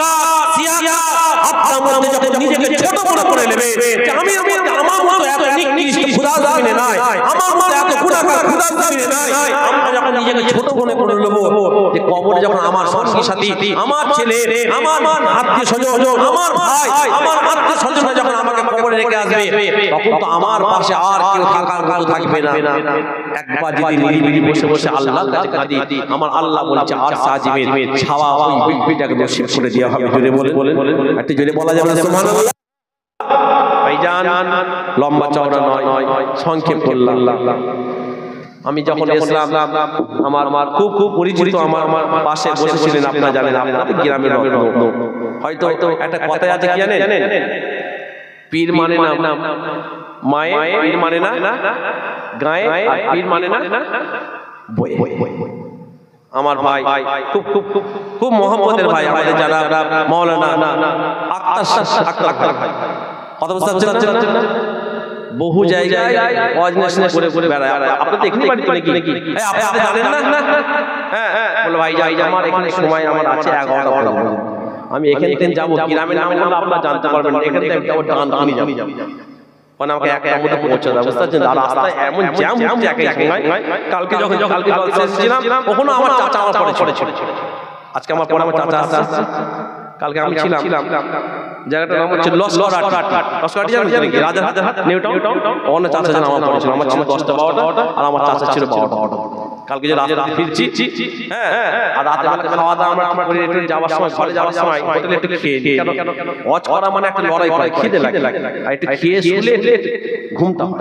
তো আমরা একই সঙ্গে আমরা আমার জুনায়েদ ভাই, আমি, মুনতাকিম ভাই একটু রুটি খেতে দাঁড়ালাম। মুনতাকিম ভাই একটু বেরিয়ে গেল, ফোন করলো ভাই জ্যাম এখানে লরিতে এসে খড়ের লরি আগুন ধরে গেছে, রাস্তা জানা 1.5 ঘন্টা সব দাঁড়িয়ে। আমরা ভর্তি করে আবার অন্য দিতে পারি, কত বুঝতে পারছেন না? যাই হোক রাস্তাঘাটের ব্যাপার অনেক ঘুরে যাবে, কত বুঝতে পারছেন? আমরা 11টা পর্যন্ত ছিলাম। সময় থাকলে আমাকে আমার ভাই বলছিল ভাই একটু টেনে দেবে, আমার সময় থাকলে আমি যদি এই যে 2 ঘন্টা আলোচনা করলাম আর 15 মিনিট 1 ঘন্টা টানলাম, আমার তেল পুড়ে যাবে, কোনো ক্ষতি হবে কি? কিন্তু না, সব জায়গায় একবার যেখানে কথা দেওয়া থাকে সেখানে যেতে হয়, হ্যাঁ কি না? এখানে যদি আমি আরো পরে আসি, আমার আগের বক্তব্য ছেড়ে যায়, তখন আপনারা কি ভাববেন? কথা বুঝতে পারছেন না? যাই হোক, আমার চাচাদের পাশে আছে, ভাইয়ের সাথে কথা হয়েছে, আছে যতক্ষণ না আসছে ভাই এখানে আপনাদের খেদমত আলোচনা করবে। আপনাদের অসুবিধা আছে?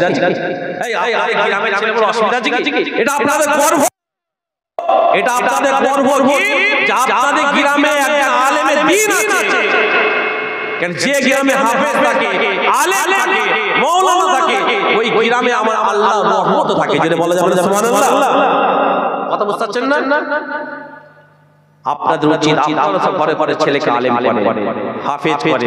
আপনি মারা গেলে আপনার দায়িত্ব আপনার ছেলে যেন আপনার জানাজা পড়ায়, সেই রকম ছেলেকে উপযুক্ত করে। পূর্ব বর্ষের থেকে হুজুর এসে জানাজা পড়াবে, পূর্ব বর্ষের থেকে এসে দোয়া করবে। আমরা দুরা হাত তুলে হয়তো জানাজা নামাজে কথা বলছি, আমার কান্নাটা আর আপনার ছেলে যদি নিজে কাঁদে আপনার জন্য, আপনার ছেলে কান্নাটা আসমান যেন পার্থক্য হয়ে যায়। কি পার্থক্য? আমার চোখের পানিটা সিটি গোল্ড, বুঝেন? আর আপনার ছেলে চোখের পানিটা ওইটা অরিজিনাল সোনা। যাই হোক, আমার ভাই এসেছে, আমি অনেকক্ষণ আলোচনা করলাম, অনেক কথাও বললাম। আমার কথার মধ্যে যদি কোনো ভাই খুব ব্যথা পেয়ে থাকে, আল্লাহ রাস্তায় মাফ করবেন, আল্লাহ যদি হায়াতে রাখে আবার পরে দেখা হবে। এই কদিন আগে বলছিল ভাইরা বলছে আপনার কাছে গিয়েছিলাম, থাকি না, তো সমস্যা হয়ে গেছে। কত বছর পারছেন? আমি তো মাদ্রাসায় সার্ভিস করি, আমি শুক্রবার আর রবিবার থাকি। আমার বাড়িটা হচ্ছে পরশুরে উত্তর বেলপাল। আমার চাচা যারা আসবে, আমার চাচাদের মসজিদের ডান দিকে বসে, আর ঠিক মসজিদের বাম দিকে একটা 2 তালা কালাঙ্কা করা আছে, আমার নাম লেখা আছে দেখেন বোর্ডে, যে পীরজাদা সৈয়দ মাতা মাসাই। যখন যাবে শুক্রবার রবিবার ইনশাআল্লাহ সাক্ষাতে কথা হবে। ওয়ালা আল্লাহ ভয় করে বেশি বেশি করে আমল করার তৌফিক দেয়। যদি বলেন আল্লাহুম্মা আমিন, আইতে যদি বলেন আল্লাহুম্মা আমিন। ওয়া মা আলাইনা ইল্লাল বালাগ। দুরুদ পড়েন।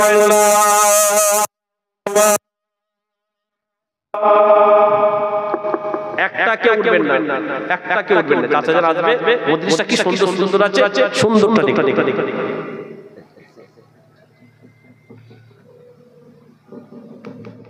আল্লাহ